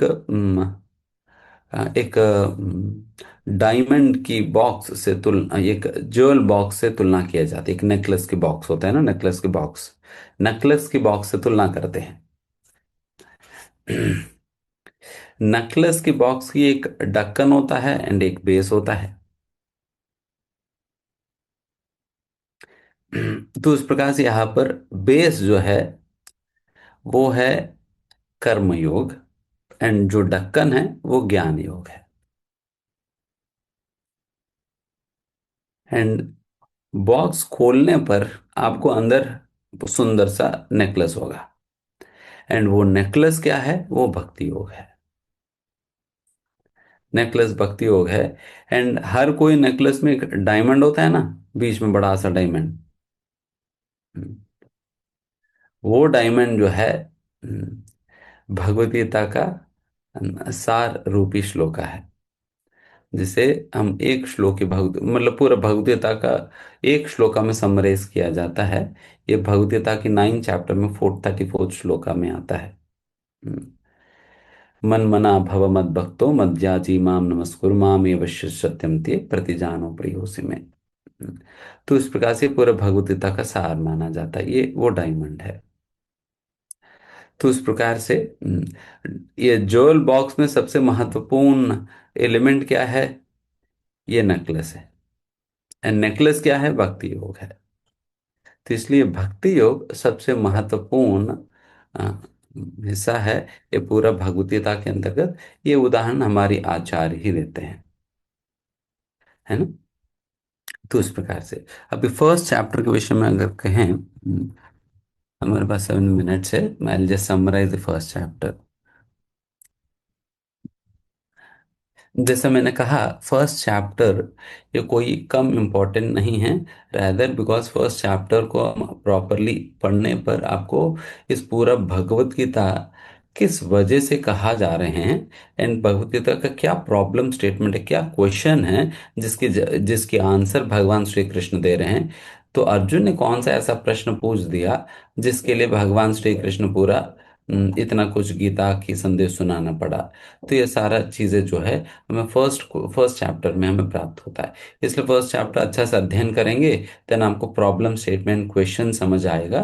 देन जिससे आप जितना अच्छा से क्वेश्चन समझ पाएंगे, उतने ही अच्छे से आप आंसर को समझ पाएंगे, अप्रिशिएट कर पाएंगे। अगर क्वेश्चन ठीक प्रकार से नहीं समझ आएगी ना, देन आंसर भी अच्छे से समझ नहीं आएगा। समझ में आया? हम्म, तभी फर्स्ट चैप्टर में पहला श्लोक ही भगवान पहला पूरा भगवद गीता के अंतर्गत केवल फर्स्ट श्लोक ही जो है धृतराष्ट्र ने कहा है। एक ही श्लोक धृतराष्ट्र ने कहा है, वो फर्स्ट श्लोक है।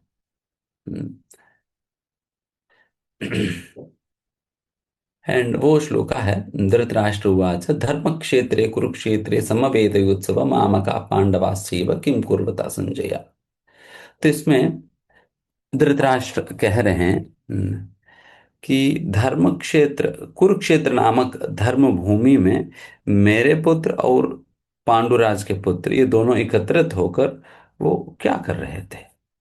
युद्ध करने के लिए तो एकत्रित हुए हैं, पर वो क्या कर रहे थे। तो ऐसा प्रश्न पूछ रहे हैं। हम्म, क्या पूछ रहे हैं? कुरुक्षेत्र नामक धर्म भूमि में मेरा पुत्र और पांडुराज के पुत्र दोनों युद्ध करने के उद्देश्य से एकत्रित हुए हैं। ये दोनों एकत्रित होकर ये क्या कर रहे थे। बिकॉज धृतराष्ट्र को डाउट आए कि ये सभी लोग मिलकर टेबल टेनिस तो नहीं खेल रहे। हम्म, सभी मिलकर टेबल टेनिस तो नहीं खेल रहे। तो यही तो डाउट है ना। हम्म, आप बताइए कि युद्ध भूमि में खड़े होकर टेबल टेनिस थोड़ी खेलेंगे, युद्ध करने गए हैं, युद्ध ही तो करेंगे ना। हम्म, युद्ध करने गए तो युद्ध ही तो करेंगे। बट फिर भी ये प्रश्न पूछ क्यों रहे हैं धृतराष्ट्र? इसका बड़ा कारण है, ऐसा कोई इररिलेवेंट क्वेश्चन नहीं है। एक्चुअली वैसा अगर इसके लिटरल सेंस में देखा जाए तो इररिलेवेंट क्वेश्चन है। ये दोनों एकत्र युद्ध करने एकत्रित हुए हैं, युद्ध युद्ध ही तो करेंगे। रादर उनको ये पूछना चाहिए था युद्ध कैसे चल रहा है, बट ये नहीं पूछा। एकत्रित होकर क्या कर रहे हैं। तो इसका मतलब कुछ तो है, तभी तो पूछ रहे हैं। बिकॉज धृतराष्ट्र के मन में ये बात चल रहा था कि ये सभी लोग एकत्रित कहाँ हुए हैं, धर्म भूमि में एकत्रित हुए हैं। धर्म भूमि में जब आप जाते हो, आपकी मन बदल जाता है। आपकी मन बदल जाता है। जैसा आप मंदिर में प्रवेश करते हो ना, मंदिर में प्रवेश करने के बाद वहां के ऐसा वाइब्रेशंस होता है कि आपकी मन बदल जाता है। एक गुस्सा करने वाला व्यक्ति वो शांत हो जाता है, पैशनेट व्यक्ति कंपैशनेट हो जाता है। तो ये मन बदल जाता है, बिकॉज वहां की वाइब्रेशन के उस प्रकार के असर पड़ता है। तो उसी प्रकार से धृतराष्ट्र भी सोचने लगे, "न- ये सभी लोग तो एकत्रित हुए हैं धर्म भूमि में, वहां पर तो धर्म कुरुक्षेत्र तो वैसे ही अच्छा पवित्र भूमि में है, तो वैसा पवित्र भूमि का कोई असर तो मेरे बच्चों पे तो नहीं पड़ गया। ये दुर्योधन ये लोग गए तो युद्ध करने, कॉम्प्रोमाइज तो करके नहीं आ जाएंगे। पापा हमने डील साइन कर दिया, हमारा आपस में समझौता हो गया, ऐसा तो नहीं आ जाएंगे। तो धृतराष्ट्र को टेंशन आ गया। ये कोई डील विल साइन करके एमओयू साइन कर दे, मेमोरेंडम ऑफ अंडरस्टैंडिंग, एमओयू हो गया। पांडवास एंड कौरवास एमओयू, आप साइन कर दो मैं साइन कर दूंगा, पार्टी वन पार्टी टू हो गया। नहीं, तुम धृतराष्ट्र चाह रहे थे युद्ध हो, he wants the fight to happen. तो इसलिए वो नहीं चाह रहे थे।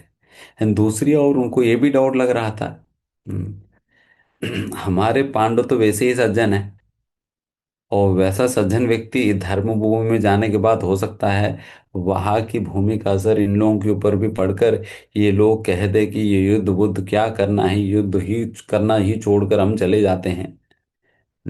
एंड वो लोग फ्री डील साइन करके चले गया। सारा सारा हस्तिनापुर सब कुछ आपका ही नाम पे हो जाए, तो हम हार जा रहे हैं, हम हार स्वीकार करके जा रहे हैं, हम युद्ध नहीं करेंगे। सारा पैसा वैसा धन संपत्ति दौलत सब कुछ आप लोग लो करके साइन करके चले गया। तो ऐसा भी उनका भी मन बदल सकता है, तो ये भी डाउट आ रहा था उनको। तो इस कारण से पूछ रहे थे, इस कारण से पूछ रहे थे। एंड यहाँ पर आप देखना धृतराष्ट्र की मतलब कूटनीति, उनकी बुद्धि किस प्रकार की है जिसकी वजह से ये पूरे युद्ध हो रहे हैं। हम्म, तो ये बात अगर ध्यान से आप लोग सुनेंगे समझेंगे। अक्सर कोई परिवार में हो या अ, कोई भी टीम में, कोई भी कंपनी में, कोई समाज में, इसी कारणवश जो है युद्ध या लड़ाइयाँ होती है। तो ये क्या कारण है, ये आप भी समझिए।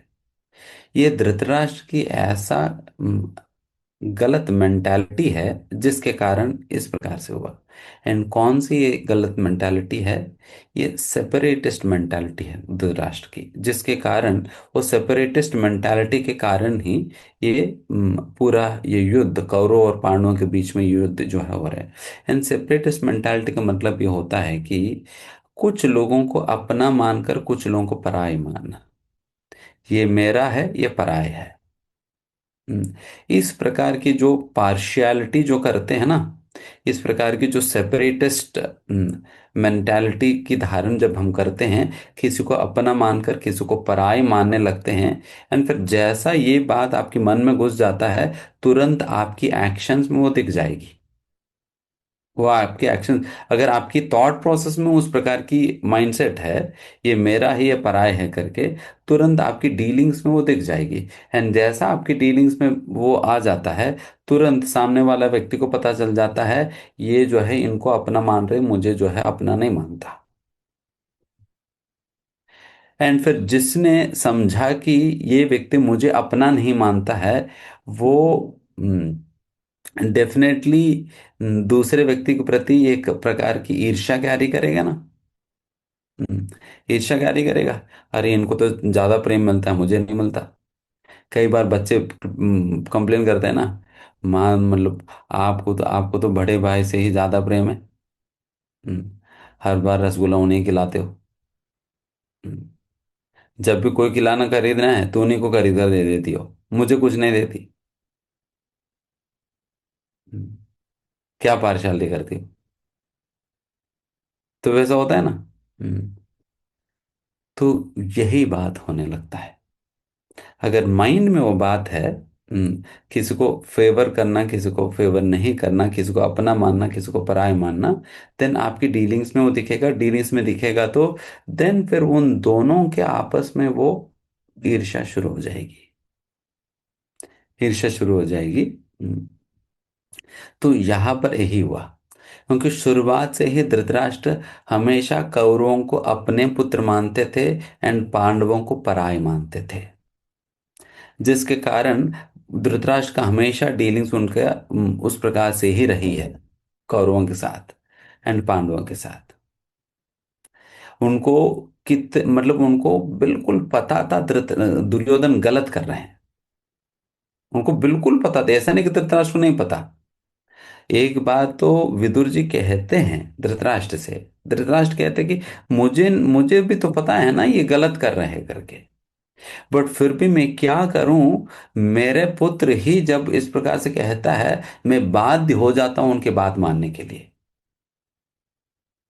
मैं बाध्य होता हूं, I am bound to accept his wish.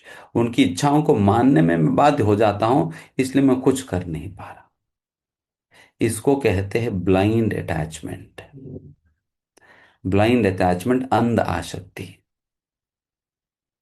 अंध आसक्ति धृतराष्ट्र का दुर्योधन के प्रति इसी प्रकार की अंध आसक्ति है। हम बच्चों से प्रेम कर सकते हैं, बट अंध आसक्ति रखने पर धृतराष्ट्र ने दुर्योधन का भी जीवन बर्बाद कर दिया और अपना भी जीवन बर्बाद कर दी। इसलिए अंध आसक्ति बहुत खतरनाक है। एंड मोस्टली आज के समय पर पेरेंट्स का बच्चों के प्रति इसी प्रकार का ब्लाइंड अटैचमेंट है। ब्लाइंड अटैचमेंट में हम्म, वो अपना पेरेंटिंग को तभी सक्सेसफुल मानते हैं जब बेटे जो भी मांगे वो दे दिया जाए। वो उनको लगता है कि अच्छा पेरेंटिंग चल रहा है। उनकी सारे इंद्रियों को तुष्ट करने के हिसाब से सारे अरेंजमेंट कर ले, उनको सारा कंफर्ट्स दे दे, तो ये अच्छा पेरेंटिंग है। नहीं, वही तो धृतराष्ट्र भी तो किया। हम्म, धृतराष्ट्र ने भी तो यही तो किया। अपने बेटे के सारे बातें मान रहे थे, गलत भी कहे, सही भी कहे, झूठ भी कहे, कुछ भी करे, वो कभी कुछ कहता ही नहीं था बेटे से। कभी उंगली उठाकर दिखाई नहीं, बेटा तुम गलत कर रहे हो, ऐसा नहीं करना। कभी डांटा नहीं, कभी कहा नहीं। वो उसकी वजह से फिर दुर्योधन का क्या हाल हुआ देखिएगा। ये ब्लाइंड अटैचमेंट होता है। एंड ये blind attachment leads to separatist mentality and favouritism. Favouritism leads to separatist mentality and separatist mentality leads to enviousness. And आप कोई अगर कंपनी में भी अगर कोई टीम को चला रहे हैं, एंड टीम के अंतर्गत भी अगर किसी एक व्यक्ति बहुत अच्छा कोडिंग करता है तो दिन उनके प्रति हम आप फेवरेटिज्म दिखाएंगे, एंड बाकी लोगों को लगेगा, एंड बाकी लोग कंट्रीब्यूट करना छोड़ देंगे। ठीक है, तुम अपना फेवरेट से वो सारा काम निकालो, मैं क्यों काम करूं। मैं क्यों काम करूं। हम्म, उन्हीं से काम निकालो ना।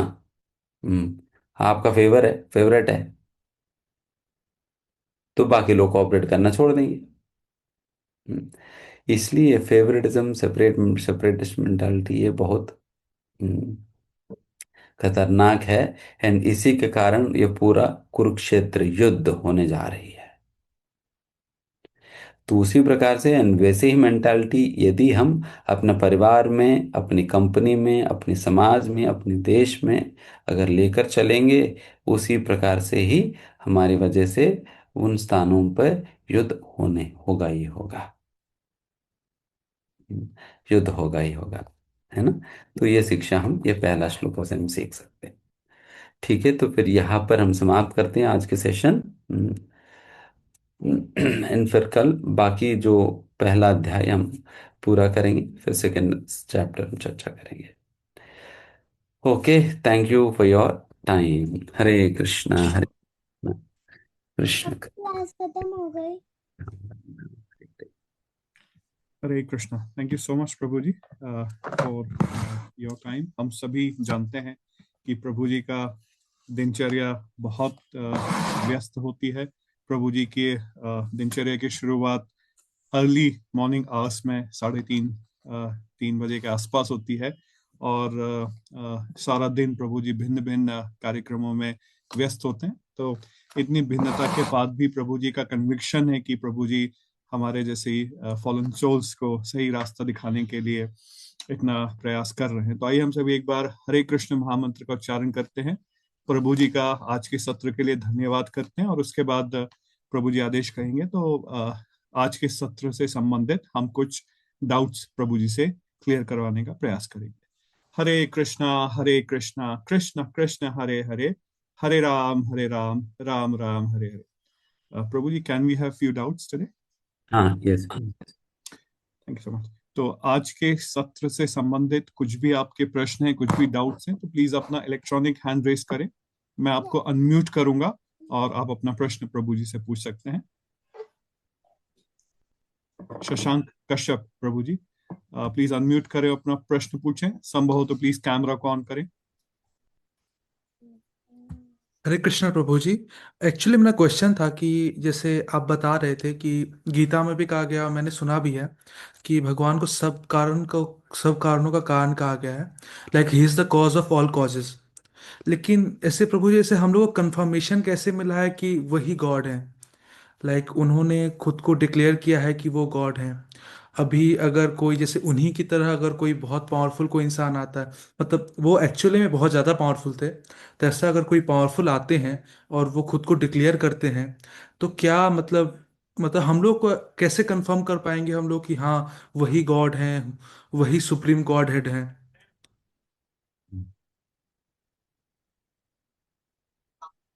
डेफिनेटली, वैसे मैं बहुत संक्षिप्त में मैं बताऊंगा।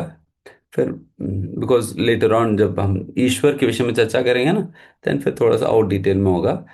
एंड कोर्सेस होने के बाद भी जब हम एक्स्ट्रा सेशंस होंगे, देन उसमें काफ़ी अच्छा डिटेल में आपको वहाँ पर मिलेगा। बहुत ब्रीफली मैं बताता हूँ। देखिए, first of all, who is God? भगवान की क्या परिभाषा है? तो भगवान की क्या परिभाषा है, ये what is the definition of God, पहले ये समझना होगा। Before trying to find out who is God, सबसे पहले डेफिनेशन ऑफ गॉड समझना होगा। एंड डेफिनेशन ऑफ गॉड जो है, ये व्यासदेव की जो पिताजी पराशर मुनि ये प्रस्तुत करते हैं कि भगवान की क्या परिभाषा होता है। तो उन्होंने दिया हुआ है भगवान की क्या परिभाषा है। भगवान वो है जिनमें 6 प्रकार के ऐश्वर्य पूर्ण मात्रा में विद्यमान है। One who possesses 6 opulences in complete, not in more quantity, rather in completeness। तो इस प्रकार से 6 ऐश्वर्य जिनके जिनके पास है उन्हें भगवान कहा जाता है। एंड वो 6 ऐश्वर्य क्या क्या है अगर देखा जाए, एंड वो उस डेफिनेशन के हिसाब से अगर खोजा जाए, देन फिर हम इस निष्कर्ष पे आना ही पड़ता है। भगवान कौन है करके तभी आपको समझ आएगी। उस प्रकार से समझ सकते, पहली बात तो ये है। Because somebody is powerful we cannot say that he is God. Because because यहाँ पर जब बात किया जाता है ऐश्वर्य के विषय में, one simply being powerful is not enough. One has to be the one has to be the source of the entire power. He should be the he should be the source of the entire power. जिनके पास भी जो भी शक्ति हो, सारा शक्ति का स्रोत वो होना होगा, तब जाकर वो भगवान कहलाएगा। समबडी बीइंग, अगर कोई पावरफुल ही हो, देन फिर दूसरा कुछ समय के बाद कोई और आएगा उनसे ज्यादा पावरफुल होगा। आज तो टाटा है, उनको टक्कर मारने वाला कोई और आएगा। अडानी आ गया, कोई और आ जाएंगे इस प्रकार से। तो इस प्रकार से तो तो उस डेफिनेशन के अनुसार पहले देखा जाता है। पहली बात तो यह है। एंड दूसरा, हमें जिस प्रकार से आचार्यों ने जो हमें शास्त्रों में अ, प्रमाणों के सहित जो स्थापित किया है, उनकी कंफर्मेशन के आधार पर हम स्वीकार करते हैं। इस आचार्यों ने किन को भगवान के रूप में पहचाना हुआ है, क्या है, एंड उसके विषय में क्या घोषणा की गई हैं, एंड किन प्रमाणों के आधार पर वो लोग स्वीकार करते हैं, देन उस शास्त्रों की कथन के अनुसार उनकी स्टेटमेंट्स के आधार पर हम स्वीकार करते हैं। है ना। तो इस प्रकार से एंड वो स्टेटमेंट्स क्या क्या हैं, कौन सी आधार पे है, तो वो डिटेल्स तो हम फिर जब डिटेल सेशंस होंगे उसमें ही चर्चा हो पाएगी। Okay. Hare Krishna. Yes. Thank you so much, Prabhuji, for that question. Krish, Prabhuji, please unmute करें और अपना प्रश्न पूछें। हरे कृष्णा प्रभु जी। हरे कृष्णा। प्रभु जी, मेरा सवाल ये था कि अगर कोई प्राणी बुरे कर्म करके एक एनिमल का रूप लेता है, तो एनिमल तो बस अपना जीवन जीता है, खाता है और बस मर जाता है, तो फिर वो दोबारा अच्छे कर्म कैसे करके इंसान का रूप लेता है? So that is a problem कि इन ये दो प्रकार के योनि होता है, कर्म योनि और भोग योनि होता है। केवल मनुष्य योनि ही कर्म योनि होता है, जिसमें अच्छे कर्म और बुरे गुण गिना जाता है। बाकी योनियां जो है, पशु योनियां इत्यादि, वो भोग योनि कहलाते हैं। That is, they will simply enjoy the fruits of their activities that they did while they were given a human form। जब वो मनुष्य थे उस समय उन्होंने जो जो कर्म करके कर्म फल अर्जित किया है, केवल उन कर्म फलों को ही वो भोगेगा उस पशु पशु जीवन में वगैरह। उसमें नया कर्म नहीं क्रिएट होते हैं। पहली बात तो ये है। देन फिर उसमें फिर ये व्यक्ति कैसे उनको वापस मनुष्य शरीर मिलेगा, वो केवल एवोल्यूशन से ही मिलेगा। एवोल्यूशन से ही वो अभी लाइन में खड़ा हो गया, वो फिर लाइन में ही जाना पड़ेगा। एक के बाद मतलब इस योनि के बाद इस योनि में जाओ, फिर उस योनि के बाद दूसरा में, दूसरे उसके बाद नेक्स्ट, उसके बाद नेक्स्ट, बस सीक्वेंस में जाना पड़ेगा। जो भी सीक्वेंस में पड़ेगा उस सीक्वेंस में जाओ, उस सीक्वेंस के अंत में आपको मनुष्य शरीर मिलेगा। एंड वैसा कहा जाता है 84 लाख योनियों में घूमने एक व्यक्ति को 1 करोड़ 25 लाख साल लगते हैं। 1 करोड़ 25 लाख ईयर्स लगते हैं। तो इसलिए अगर इस बार मनुष्य योनि में अगर हम अपना मोखे को खो देंगे, इस साइकिल से एस्केप करने का, कार्मिक साइकिल से एस्केप करने का, देन फिर देखना 1 करोड़ 25 लाख साल घूमते रहो। कभी बिल्ली बनकर, कभी चींटी बनकर, कभी छिपकली बनकर, कभी गधे बनकर, कभी सुअर बनकर, कभी कुत्ता बनकर, कभी कुछ कभी कुछ कभी कुछ बनते रहो। एंड फिर फाइनली मनुष्य योनि 1 करोड़ 25 लाख साल के बाद मिल जाएगी। ठीक है। हरे Krishna. Thank you so much, Krish, Prabhu, for that question. V Murali Krishna Rao, Prabhuji, please unmute करें और अपना प्रश्न पूछें। हरे कृष्ण प्रभु जी। हाँ, हरे कृष्ण। एक सवाल था। वैसे आ, महाभारत का जो युद्ध है वो धर्म युद्ध था। तो कौरवों और पांडवों के बीच में, धर्म और अधर्म के बीच में। तो श्री कृष्ण जी ने ऐसा क्यों चूज किया कि वो पार्टिसिपेट नहीं करेंगे? वो चाहते तो वो भी पार्टिसिपेट कर सकते थे। यही मेरा प्रश्न है। हरे यस। कृष्ण। ये कृष्ण का पर्सनल चॉइस है युद्ध में पार्टिसिपेट नहीं करने का। एक कारण तो ये भी है कि Krishna always wants, I mean looks for an opportunity to glorify his devotees. अपने भक्तों का गुणगान ख्याति अ, ख्याति की विस्तार करना हमेशा भगवान चाहते हैं। एंड अगर कृष्ण ही युद्ध में लड़ने लगे, एंड एक सुदर्शन चक्र चलाया, सभी लोगों की गर्दन काट दी, देन अर्जुन को क्या कहते रह गया। अर्जुन को क्या कहते रहे? आज हम क्या अर्जुन के विषय में इतना बड़ा कुछ कहेंगे तो नहीं ना। अर्जुन की ख्याति इसलिए फैला बिकॉज भगवान श्री कृष्ण ने अर्जुन को लड़ने दी, है ना। तो इस प्रकार से अपने भक्तों की ख्याति को विस्तार करने के लिए भी कभी कभी भगवान ऐसा निर्णय लेते हैं, एक बात। एंड दूसरा व्यवहारिक बात ये भी है, बिकॉज ये रिश्तेदारों की आपस की लड़ाई है, न, तो इसलिए भगवान किसी का पक्ष लिया नहीं, युद्ध नहीं करने का ही भगवान ने चुना। बिकॉज बलराम जी तो अपना तीर्थ यात्रा में चले गया। मैं तो इन भाई भाई के बीच में हो रहे उस लड़ाई में मैं तो मुझे नहीं पढ़ना, मैं तीर्थ यात्रा करता हूँ करके तीर्थ यात्रा करने निकल गए। वो बच गया कृष्ण। फिर कृष्ण ने भी बुद्धि लगाया, फिर कृष्ण ने सोचा कि मैं लड़ूंगा उड़ूंगा, देन फिर इनका रिश्तेदारों के बीच में मैं क्यों पढ़ूं बीच में। देन फिर वो भी, कृष्ण ने कहा कि मैं युद्ध नहीं करूंगा, मैं बस पक्ष में रहूंगा। देन कृष्ण भी अपने आप को ऐसा, तो व्यवहारिक तौर पर इसलिए किया। बट वैसा अगर भक्ति के दृष्टिकोण से देखा जाए, अपने भक्तों की ख्याति को विस्तार करने भगवान ने ऐसा की। ठीक है।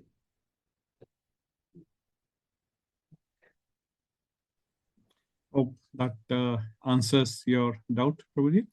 Prabhuji, that was the last question for the day. आगे हो तो कुछ announcement है, then we'll conclude. बढ़िया।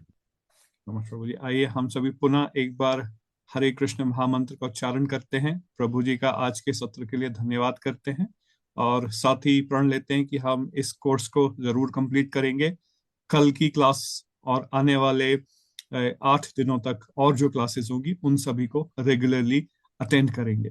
कुछ डिवोटीज चैट बॉक्स में पूछ रहे हैं क्या रिकॉर्डिंग शेयर की जाएगी। यस, आपको रिस्पेक्टिव व्हाट्सएप ग्रुप में जरूर आज के सत्र की रिकॉर्डिंग मिलेगी। आज का जो डे 1 का क्विज है उसकी लिंक शेयर कर दी है। क्विज से रिलेटेड कुछ इन्फॉर्मेशन है, मैं अभी शेयर करूंगा। इससे पहले आइए हम एक बार पुनः हरे कृष्ण महामंत्र का उच्चारण करते हैं, प्रभु जी का धन्यवाद करते हैं, प्रभु जी के उत्तम स्वास्थ्य की कामना करते हैं और प्रभु जी से निवेदन करते हैं कि इसी तरह अपना मार्गदर्शन और अपना सानिध्य हमें प्रदान करते हैं। हरे कृष्णा कृष्ण कृष्ण हरे हरे, हरे राम राम राम हरे हरे। थैंक यू सो मच प्रभु जी। आज के सत्र की लिंक हमने चैट बॉक्स में शेयर की है। इसको क्लिक करके आप क्विज को अटेम्प्ट करें। जैसे कि हमने सत्र के शुरुआत में बताया था कि ये एक सर्टिफिकेशन बेस्ड कोर्स है। 9 दिन में 9 क्विज होंगे और उसके बाद एक मेगा क्विज होगा। मेगा क्विज को करने के बाद आप सर्टिफिकेट के लिए एलिजिबल होंगे। इसलिए जब आप इस क्विज में पार्टिसिपेट करेंगे तो ध्यान रखें कि जिस आईडी जो आपका मोबाइल नंबर है या आपकी ईमेल आईडी है जिसे आप शेयर कर रहे हैं उसे ही यूज करें। उसे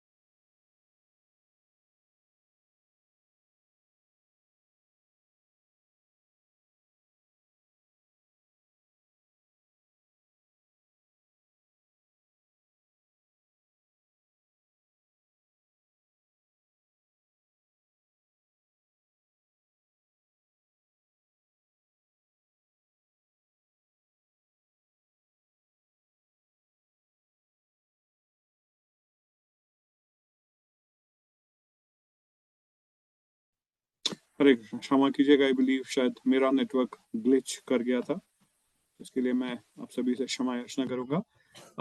मैं आपसे ये इन्फॉर्मेशन शेयर कर रहा था कि क्विज को अटेम्प्ट करिए। आज का क्विज की लिंक चैट बॉक्स में डाल दी है। आपके रिस्पेक्टिव व्हाट्सएप ग्रुप में भी जिस कम्युनिटी से आप जुड़े हैं वहां पर भी आपको आज के क्विज की लिंक मिल जाएगी। क्विज को अटेम्प्ट करना जरूरी है। 9 दिन का हमारा कोर्स है तो उसमें आपको सभी दिनों कोर्स को क्विज को अटेम्प्ट करना है। मेगा क्विज जो अंत में होगा सत्र के, उसके लिए मिनिमम 7 क्विजेस को अटेम्प्ट करना जरूरी है। यदि आप नहीं करेंगे तो आप मेगा क्विज में पार्टिसिपेट नहीं कर पाएंगे। तो इस इंफॉर्मेशन का विशेष ध्यान रखें। उम्मीद करते हैं कि आप सभी ने आज के सत्र से बहुत कुछ सीखा होगा।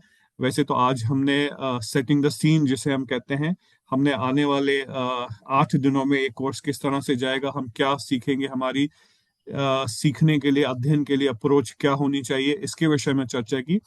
उम्मीद करते हैं कि आप सभी के पास आपकी पर्सनल कॉपी है भगवत गीता की। यदि आपके पास पर्सनल कॉपी नहीं है और आप भगवत गीता की एक कॉपी चाहते हैं कि हम आपके घर पे डिलीवर करें, तो प्लीज चैट बॉक्स में यस करें। होप कि आप सभी के पास भगवत गीता की कॉपी है। प्रशांत प्रभु जी कह रहे हैं कि उनके पास भगवत गीता की कॉपी नहीं है। मैं आपसे कुछ नंबर शेयर कर रहा हूं। इन नंबरों पे आप कॉल करके भगवत गीता की कॉपी आपके होम पे डिलीवर करने के लिए रिक्वेस्ट कर सकते हैं। टीम से मैं रिक्वेस्ट करूंगा कि हम एक गूगल फॉर्म भी शेयर कर सकते हैं, जिससे कि जिन भी डिवोटीज को भगवत गीता की आवश्यकता है वो प्राप्त कर सकें। हम व्हाट्सएप कम्युनिटीज में इस नंबर को अवश्य शेयर करेंगे। तो आप सभी ने अपना समय निकाला, जैसे शुरू में प्रभु जी कहे ही थे कि आप सभी इस समय में कुछ और भी गतिविधियों में व्यस्त हो सकते थे, बट आपने चूज किया कि आप आज के सत्र में आए। तो आप सभी का बहुत बहुत धन्यवाद। आइए हम पुनः एक बार हरे कृष्ण महामंत्र का उच्चारण करते हैं। सभी उपस्थित भक्तों का धन्यवाद करते हैं। साथ ही प्रभु से सभी उपस्थित भक्तों की आध्यात्मिक उन्नति, प्रगति और उत्तम स्वास्थ्य की कामना करते हैं। हरे कृष्णा कृष्ण कृष्ण हरे हरे, हरे राम राम राम हरे हरे। कल संध्या 7:15 पर पुनः आप सभी से मुलाकात होगी। तब तक के लिए शुभ रात्रि। हरे कृष्णा।